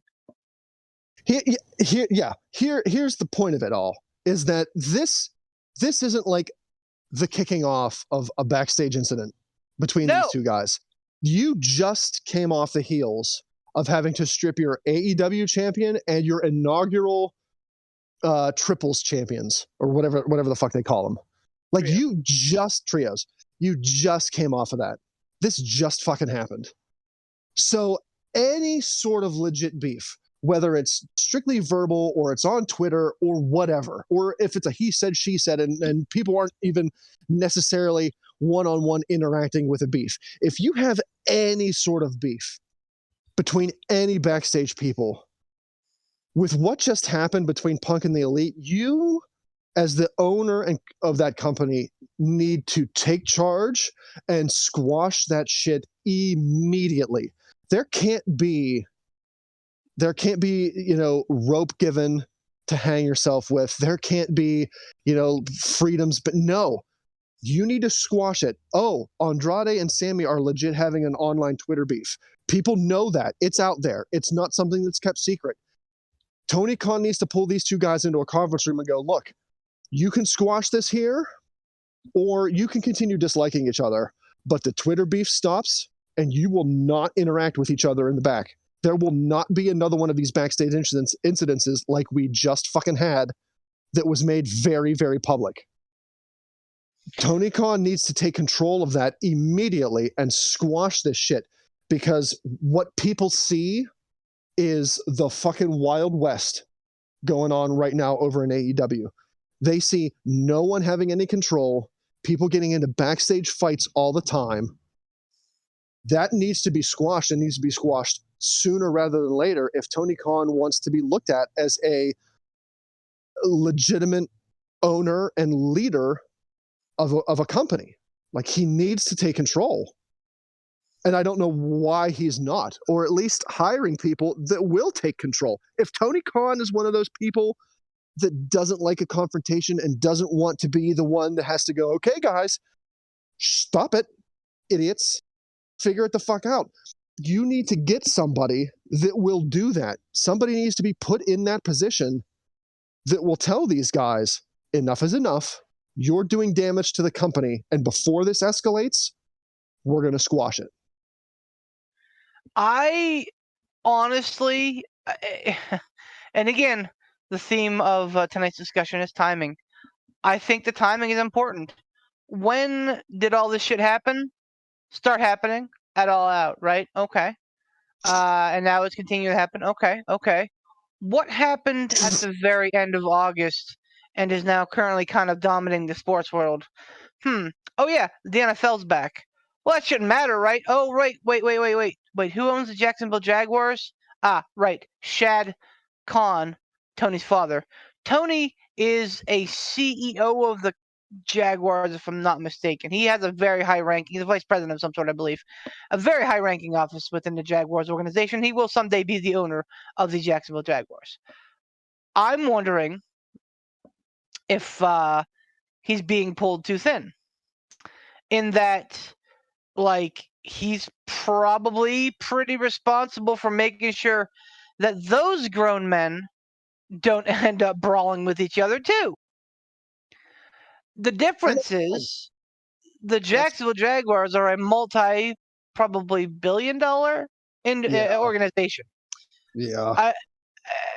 And they have scads of leadership and talent and people wranglers, that fucking watch these guys, that fucking watch their fucking Twitters, that fucking, like, keep them in line, coaches and things. AEW doesn't. I think AEW has Tony Khan, and that's about it. Obviously the boys have some pretty high ranks in the back, but, like, it's a problem in and of itself. Yeah, exactly. I think there absolutely needs to be an independent third party. I hesitate to call it HR, but, like, somebody that you can have executives that are not wrestlers. Right. Somebody that's the heavy back there to say, okay, me and my team are running this shit show now. Step out of line, you'll be suspended without pay. Step out of line again, X, Y, Z. And they need to make very real, incredible threats. I don't want to say threats. These guys. They need to make real, incredible consequences. Sure. Because if not, this shit is going to keep happening. And, I mean, regardless of whether, because the whole thing kind of blew up because Sammy thought that Andrade stiffed him. And back in the day, fucking 20 years ago, you don't bitch about, there was no Twitter, but, like, they didn't go to fucking, like, Good Morning America and out that shit. No. No, The next night they were on the road, they gave a couple pot shots to the other guy. You got a receipt. Yep. And then you go have a beer. Yeah. That was handled. For better, for worse. That's how it was handled. Right. Now, you have wrestlers that absolutely are like Sammy, who, God love him, he has all the talent in the world. But he's a kid. He is. Absolutely. So, like, we all remember how Sammy kind of started with AEW with, like, his comments about Sasha Banks coming out and everybody being like, oh, yeah. Not good. Right. And then, like, he went through sensitivity training. He was gone for a few months. We're like, all right, cool, Sammy Guevara. And then, like, little things started to kind of precipitate. Mm-hmm. And we kind of pushed it away. But, like, at the end of the day, absolutely, he's a kid who got a lot of money and a lot of fame real quick. and got like a real hot, side piece. So now, like, all of a sudden, this, like, breaking off of his prior engagement doesn't seem like such a little deal anymore. And again, we're not there. We don't, we're not flies in that room. We don't know what went on. But, like, all of a sudden that starts to have a different light. All of a sudden things that we've heard start to seem a little bit different. And you start to wonder if Sammy has grown up at all. And I'll tell you one thing. Having a guy like Chris Jericho, who is absolutely Teflon in AEW, I'm pretty sure that Chris Jericho could sit on the stage beside Tony Khan, say that he's old, that he's tired, and he's hurt, and that he works with fucking children, and have nothing happen to him because he's fucking Chris Jericho, because he believed in the company enough to bring his star power there when they were first starting out, and he carried that for the first 6 months. So I think that Chris Jericho supporting Sammy has absolutely been to Sammy's detriment, because now Sammy is acting like he's fucking Teflon too. And kid, you ain't. Yeah, Chris Jericho's a made man when it comes to AEW. Sammy isn't. And, this, again, it harkens back to the talk of AEW's wrestling roster being bloated. It's my opinion, and again, this is my opinion. I am a shit stick that lives in fucking Nowheresville, Pennsylvania. What the fuck do I know about running a company? Nothing. But looking at it from the outside in, it seems like AEW needs to invest a little less in bringing on more on-screen talent, and they need to invest a little bit more in bringing in backstage executives. Whatever title you want to give them, executive vice president of talent relations, whatever. I think there needs to be more backstage executives that are not wrestlers, that are not involved in storylines, that have nothing to do with being in front of the camera, that are strictly running the business or assisting in running the business. Like, Tony needs a team. Vince McMahon had a team. They were mostly yes men, but still he had that team. And that team got delegated to do certain things. And I think, that's where you see a lot of the success in WWE come from, because Vince had backstage people. He had a team of executives that would handle this kind of shit. And that's what AEW was sorely lacking. AEW needs a backstage team to assist Tony. And if Tony wants to still be the guy that does creative, if he wants to be the end-all be-all of creative, fine. Let him do that.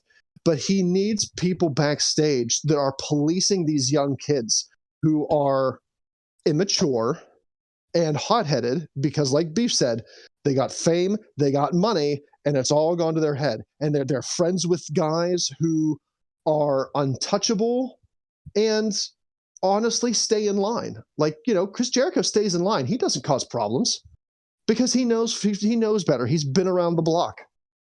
AEW needs people in the back that will police things and make sure these guys stay in line. Just like Beef said with the Jacksonville Jaguars, they have a team of people and coaches that make sure their guys aren't stepping out of line, aren't getting into trouble, aren't starting fights amongst themselves, aren't starting fights with other teams.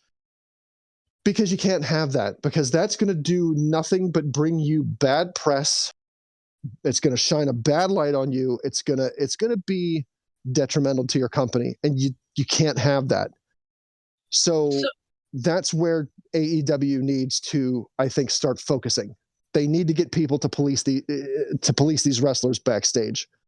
Here's an interesting article from the Wrestling Observer, Dave Meltzer. Apparently Andrade, apparently Sammy did not throw any punches. Andrade ambushed him. He's waiting in the hallway for him.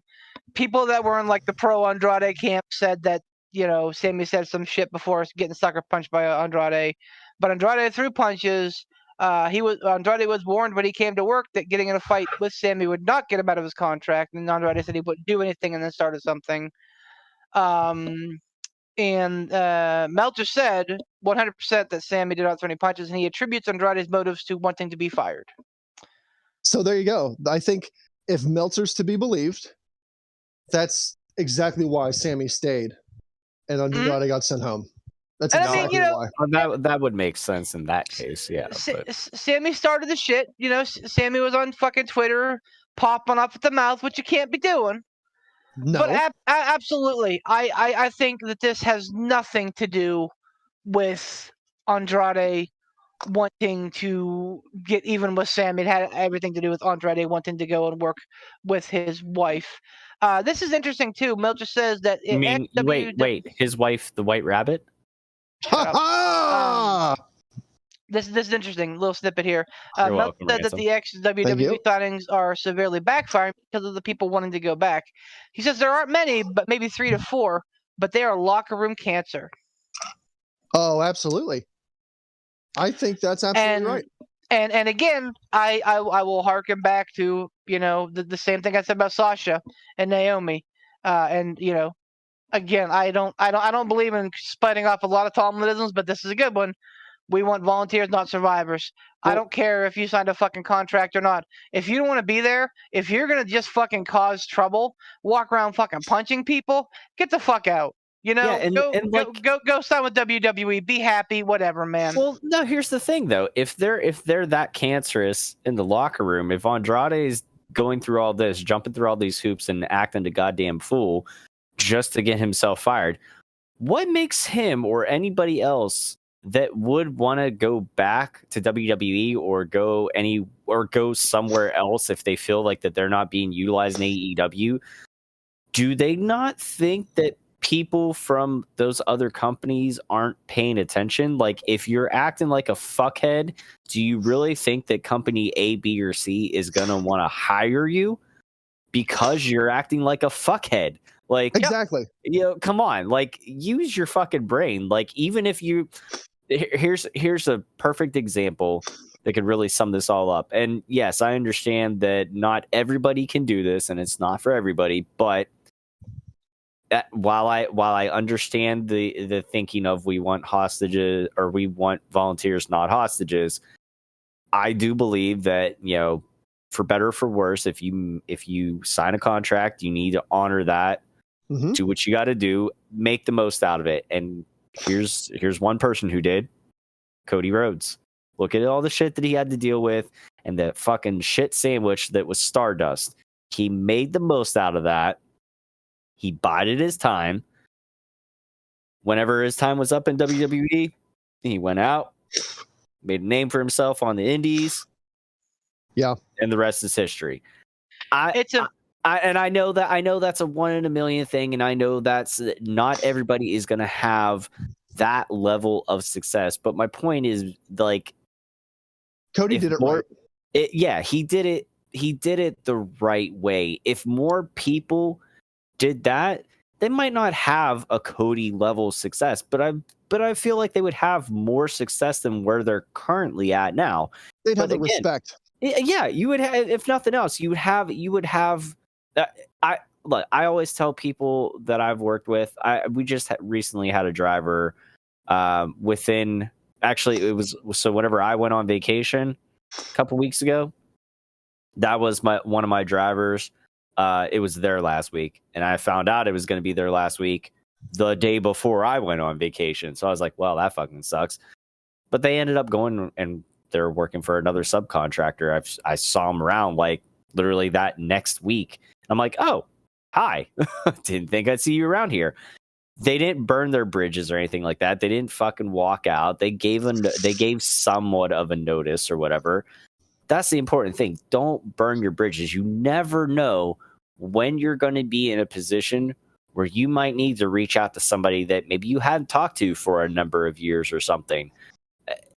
Andrade should really, really be careful about how he's going about trying to get out of AEW, because he may force himself out of there, but it doesn't necessarily mean that just because one door closed behind you that another is going to open in front of you, because another company is going to take a look at you and go, do I really want to deal with that? Because I think Andrade is a special case, though. Andrade is a Flair. Andrade is a Flair. And Triple H worships Ric Flair.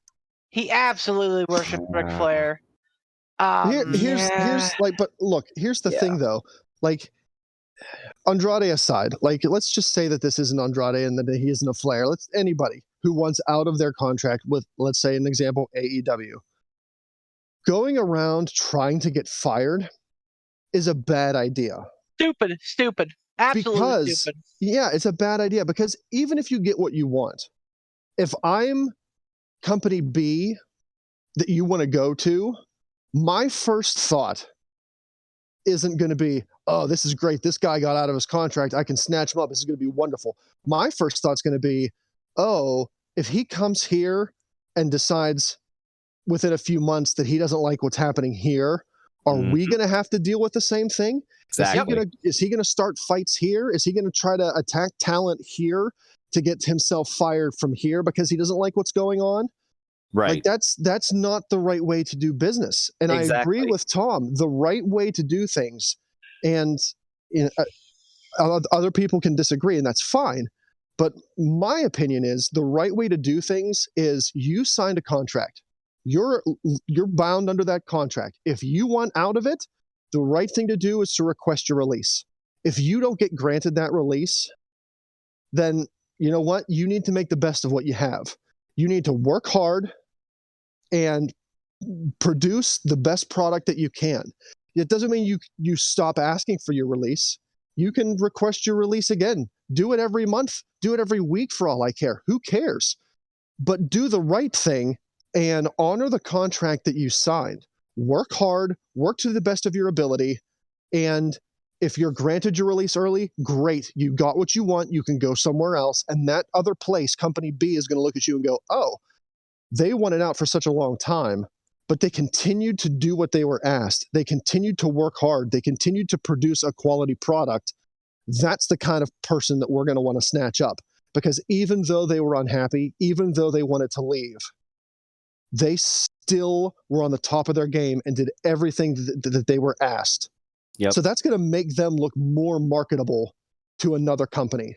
Yeah. Especially at companies like this where people go back and forth so many different times. Like, that's what you have to do.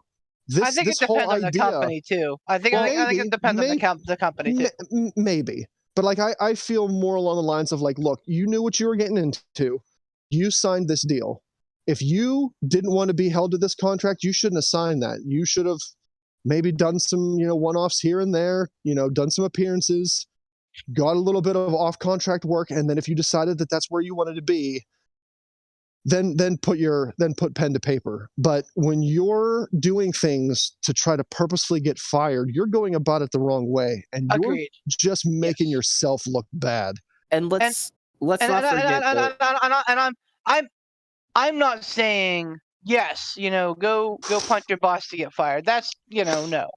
I'm simply offering up that, like, if somebody doesn't want to be part of your organization that badly, that they want out, that they're requesting a release, fuck it, man. Look, especially AEW and WWE. Well, like, yes, I understand that they are direct competitors, but I mean, like, they both have stacked rosters. Losing one or two guys, especially the caliber of an Andrade. Yeah, that's not going to hurt your roster. And I'll even say this: Keith Lee is not going to kill anybody. No, but it also depends on the structure of the contracts, and that's the important part on both sides. Whenever somebody's going to a new company, or if you're the company signing that person, you got to be careful when especially if you do take the risk on taking on somebody that's having I'm just going to call it an Andrade attitude. If you're looking at him going, man, this person's really talented, and I feel like we could do more for him. We could utilize him, but if he's not happy, we don't want to be out, a whole bunch of money or whatever, because we're saying that, we're going to pay him X amount guaranteed money, because that it goes both ways. I agree with you to an extent, Beef, about about cutting your losses, but it depends on how the contracts are structured and for how long. It's just the same with athletes and stuff like that. Agreed. You know, you take a salary cap hit or whatever, this and that, you know, when players get traded one way or the other. So I mean, and I know that pro wrestling contracts are very kind of more guarded. Yeah, very different than regular, I'm just going to say regular sports contracts, whether it be football, baseball, hockey, basketball, whatever. So it's on both parties to really be careful of how you're going to negotiate these. And for a company that's going to take on somebody that might be high risk like that, obviously don't go signing very long-term deals. Maybe only sign a month or two. Give them time to dip their toes in the water. Tom, are you trying to say that if you have somebody embroiled in like 23 lawsuits that you should not guarantee them $250 million? Oh, wow, that's kind of very insightful. I wasn't exactly going that route, but yes, Beef, I agree with that. Cleveland. That's a really good point. And I'll say this: it's weird to be talking about contracts in sports and wrestling and all that, but honestly, we shouldn't be. We should be talking about contracts. These people are top tier talents, athletes. 100%. Yep, athletes. And I am all for guaranteed money. I think that is absolutely, because you never know when it's going to be your last match, your last snap, your last puck drop, whatever. Yep. But to go out there and demand that you want everything guaranteed is and that's kind of alludes to what Hogan did back in WCW, where he showed up and he's like, and it wasn't money with Hogan. It was, I want to write my own story. Yeah. Well, even with wasn't it Hall and Nash? It was either Hogan or it was Hall and Nash where they said, we'll come in for this amount, but if you sign somebody else at a higher amount, we want ours bumped up to match that. All three of them. Yeah, I think all three of them. That is insane. Yep. To agree to something like that. Yep. And that's just, and like that's, and again, I know that you guys are like, yay, sports ball, but like, Lamar Jackson, atop of his game right now, Baltimore Ravens cute quarterback, right, really having a great season. The Ravens gave him a fucking absurd contract, and they turned it down because he wants a Deshaun Watson style deal where he's going to get all guaranteed money. Yeah. That's fucking ludicrous, and it's stupid. Who was Kyler Murray for Arizona Cardinals? Got a ridiculous amount of money, and I'm not like a huge sports nut like how Beef is or whatever. Like, I don't do fantasy leagues and stuff like that, but I listen enough to pay attention here and there, and knowing, like, paying enough attention to know that Kyler Murray is not like a Patrick Mahomes or Tom Brady.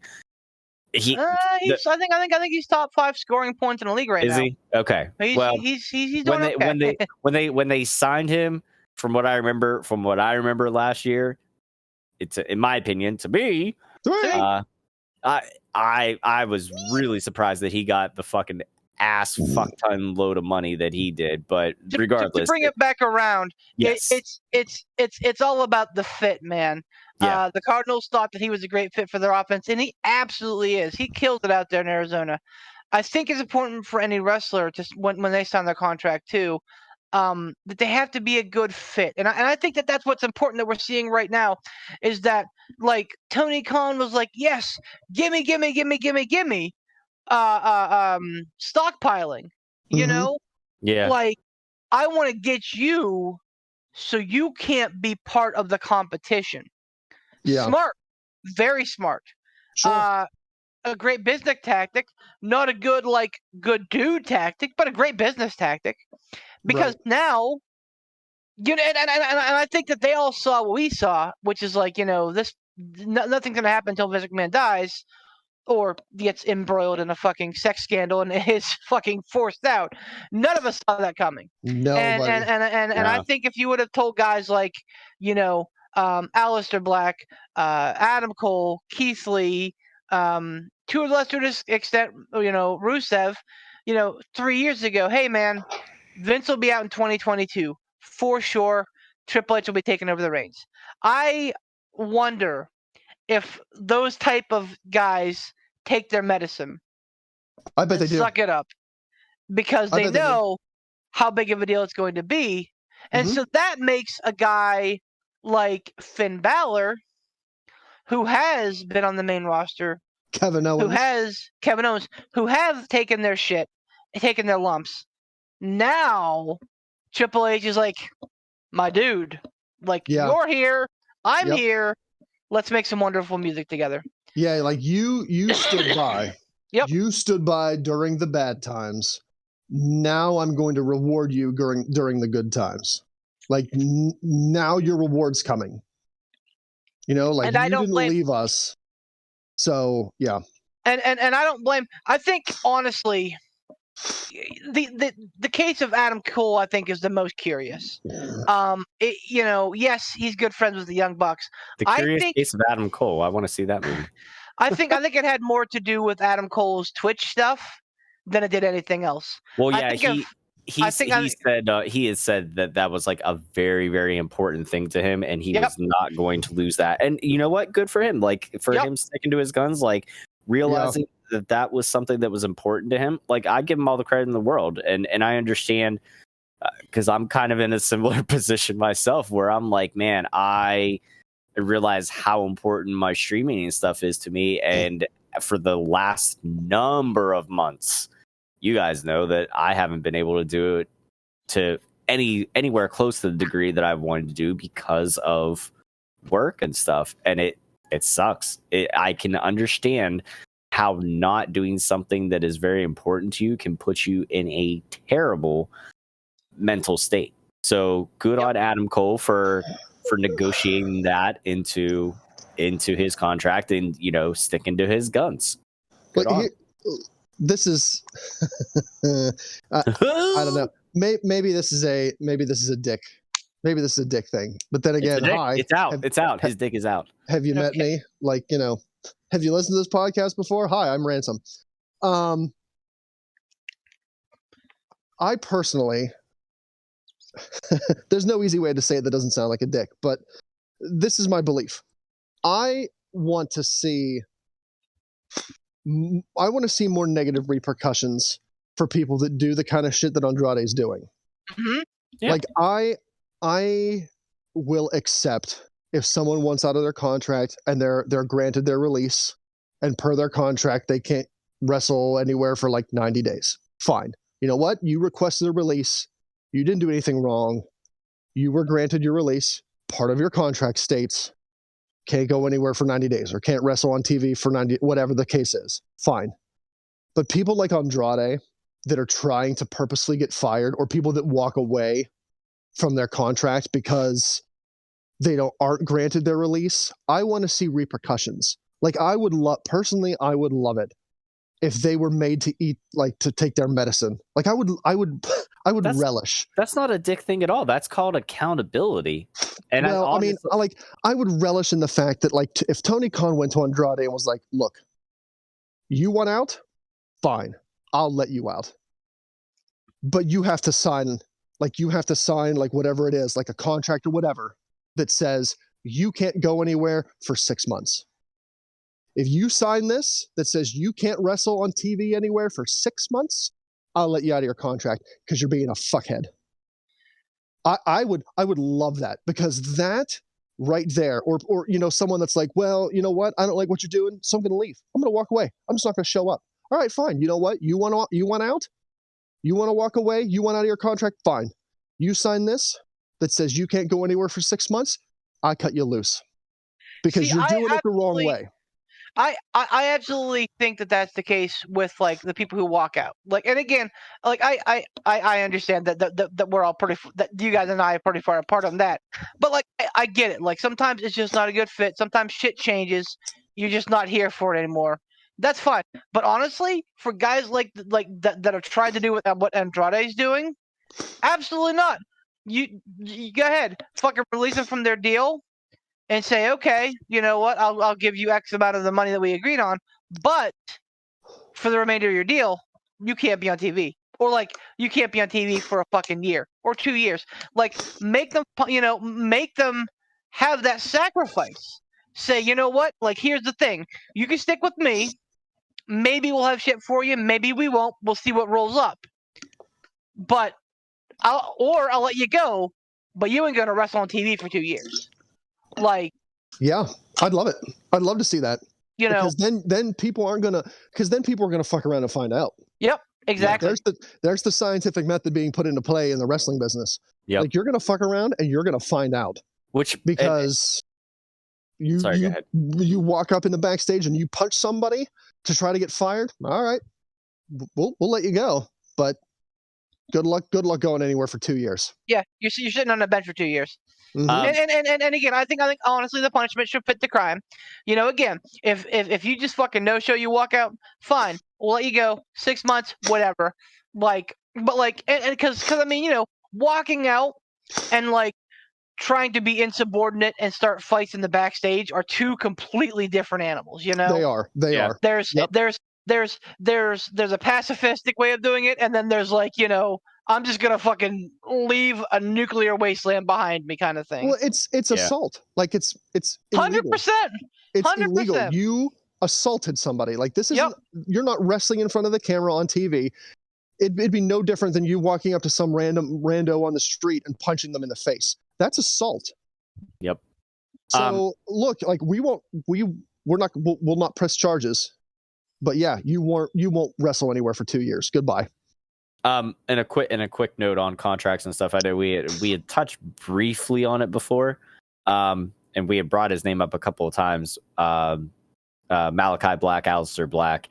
Apparently, he wasn't asking for his release.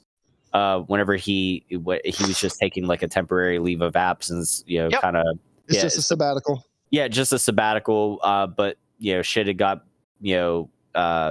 blown out of proportion. You know, dirt sheets being dirt sheets and whatever. So they made some shit up. So all of this that we're talking about right now. Now, obviously, in the case of Andrade and Sammy, it's a little bit different because we saw the evidence there. We saw the Twitter exchange between the two of them. So I would be more apt to believe that shit went down like people were saying it went down. But I want to put this out there to everybody. Just take everything with a grain of salt, because until you hear it straight from the horse's mouth, you know. Well, that's what it is. Speculation. It's all speculation. And you know, go ahead. The other half of it is, you know, just be decent fucking people. Yeah, like, honestly, like, yeah, we're sitting here calling Andrade a shithead. We don't know what he's dealing with. You know, like, maybe they're like, hey, you know what? If you don't speak English, we're not fucking booking you. Like, that's not fair to him. Like, and again, we talked about it. He should definitely make that, like, you know, he should definitely make that make the attempt. effort. Yeah. But I mean, you can't just fucking say that. So like, we don't know what's going on. What's just, you know, be a decent fucking human being. Don't piss on somebody's Wheaties. And, listen, you know, I feel like I mean, obviously this is biased because I'm talking about ourselves, but like I feel like we're being fairly even kiltered. You know, we're saying like, hey, listen, you know, like, I think so. It's I mean, like, we're not saying like, oh, America, speak English or gay it out. Our opinions are based on what's being reported, and they've also said 4 out of 5 people said it went down exactly this way. Exactly. So if everything is going down the way that it's being presented, and we're to believe that, regardless if it's Andrade or anybody else for that matter, if they were acting this way, they'd be acting like a fuckhead. So if we're calling Andrade a fuckhead, because based off of what's being reported, but I feel like, you know, like I said, we're gonna call a spade, and regardless of who they are in what profession or what walk of life, if somebody's acting a particular way, I think we're going to have a particular opinion about it. So yes, you know, like, you know, to like how Punk was saying, we're all humans. So please be careful with your, what you're saying, your reporting, quote unquote, or anything like that. Obviously we are the farthest thing from reporters, and we're just, you know, it's speculators. false. We're speculators, but hey, you know what? Makes for good conversation. Hey, look, just to pivot real quick. Pivot. I thought about this when we were talking, and I don't know why this came up, but just real quick to rewind to the whole White Rabbit thing. What about Poot's boy? The Villain Club guy. Oh, Marty Scurll. Marty. That would be an interesting choice. I think the vignettes would fit him, and he's a guy that no one's really talking about. This is true. But it would be a bold choice in the climate. I think it would, but I know. Again, I know. He's been blackballed for a long time. And court of public opinion is not the same as like a court. I understand every last bit of that, but I'm just saying it would be especially what happened with Vince McMahon. It would be a ballsy move. It would, but yeah, I don't know. I wouldn't put it past Triple H to try to make a ballsy move. That is true.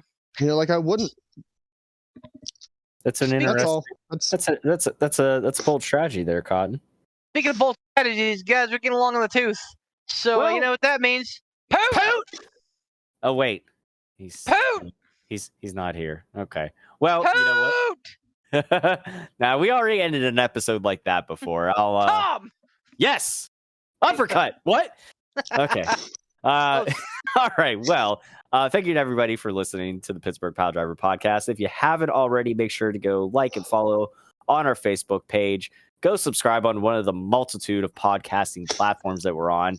Google Podcasts, Beautiful, Anchor, even though they're fuckheads and don't update our Google Podcast or whatever. I don't know. Wherever we're at, go look us up. You'll find us. Also over on YouTube, so go subscribe over there. It's posted religiously on YouTube. Religiously. While you're over on YouTube, make sure to go check out our dear boy, Frig Off Ransom over there. Give him a like and a subscribe. Yes, him. Yes, have some. Have some. Have some Ransom. Yes, check him out. He's posted a few more videos as of late. You know, and if you're Grizzly's fancy Asian friend, well, you can go to hell. Yeah, I fell down in one. It was awesome. And if you don't know what we're talking about, well, then go over and check out Frig Off Ransom. Also, you can go check out Mr. Beef the Legend over on Facebook Land, where he goes with his episodes of Beef Raw, where he talks a little bit about wrestling, a little bit about sports, a little bit about whatever the fuck he wants to, because he's the legend and he can do that. So go check him out. Right, Beef? Yeah, man. Thank you. And last but well, and speaking of Poot, why is Andy never here? Why is Poot never here? Poot the Bard, you can go check out his very dead YouTube channel, Poot the Bard, where he talks about, you know, guitar work and maybe some video game stuff and guitar gear and music stuff. Yeah, just go check it out. It's a hodgepodge of nothingness, you know. It's fine.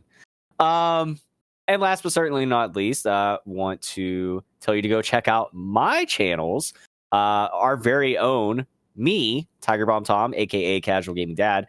You can check out Casual Gaming Dad over on Facebook, over on YouTube. Casual Gaming Dad 84, easy for me to say, right? Yeah, Casual Gaming Dad 84 over on Twitch. Again, as I mentioned a little earlier, haven't been doing a whole lot of streaming lately. Because work be damned, but you know, when we do, worth your while, come play Among Us with us on Tuesday nights whenever we do that. You can also check out a multitude of merchandise over at gouldgaming.com and get your very own Pittsburgh Piledriver Podcast t-shirt that won't cost you $49.99, but it'll certainly feel like it's $49.99, you idiots. Thank you to Sean Tischler with his work up in IWC in the Clearfield area, bringing independent wrestling to the masses up in Clearfield. So go check out any of the shows that if you're up around there, or go check out IWC in general because it's a great time, great indie company. And I think that's it. Have I missed anything? Nope. Cool. Get it all, man. All right. I think that's it. All right. Thanks, everybody. Bye. Bye. Keep it casual.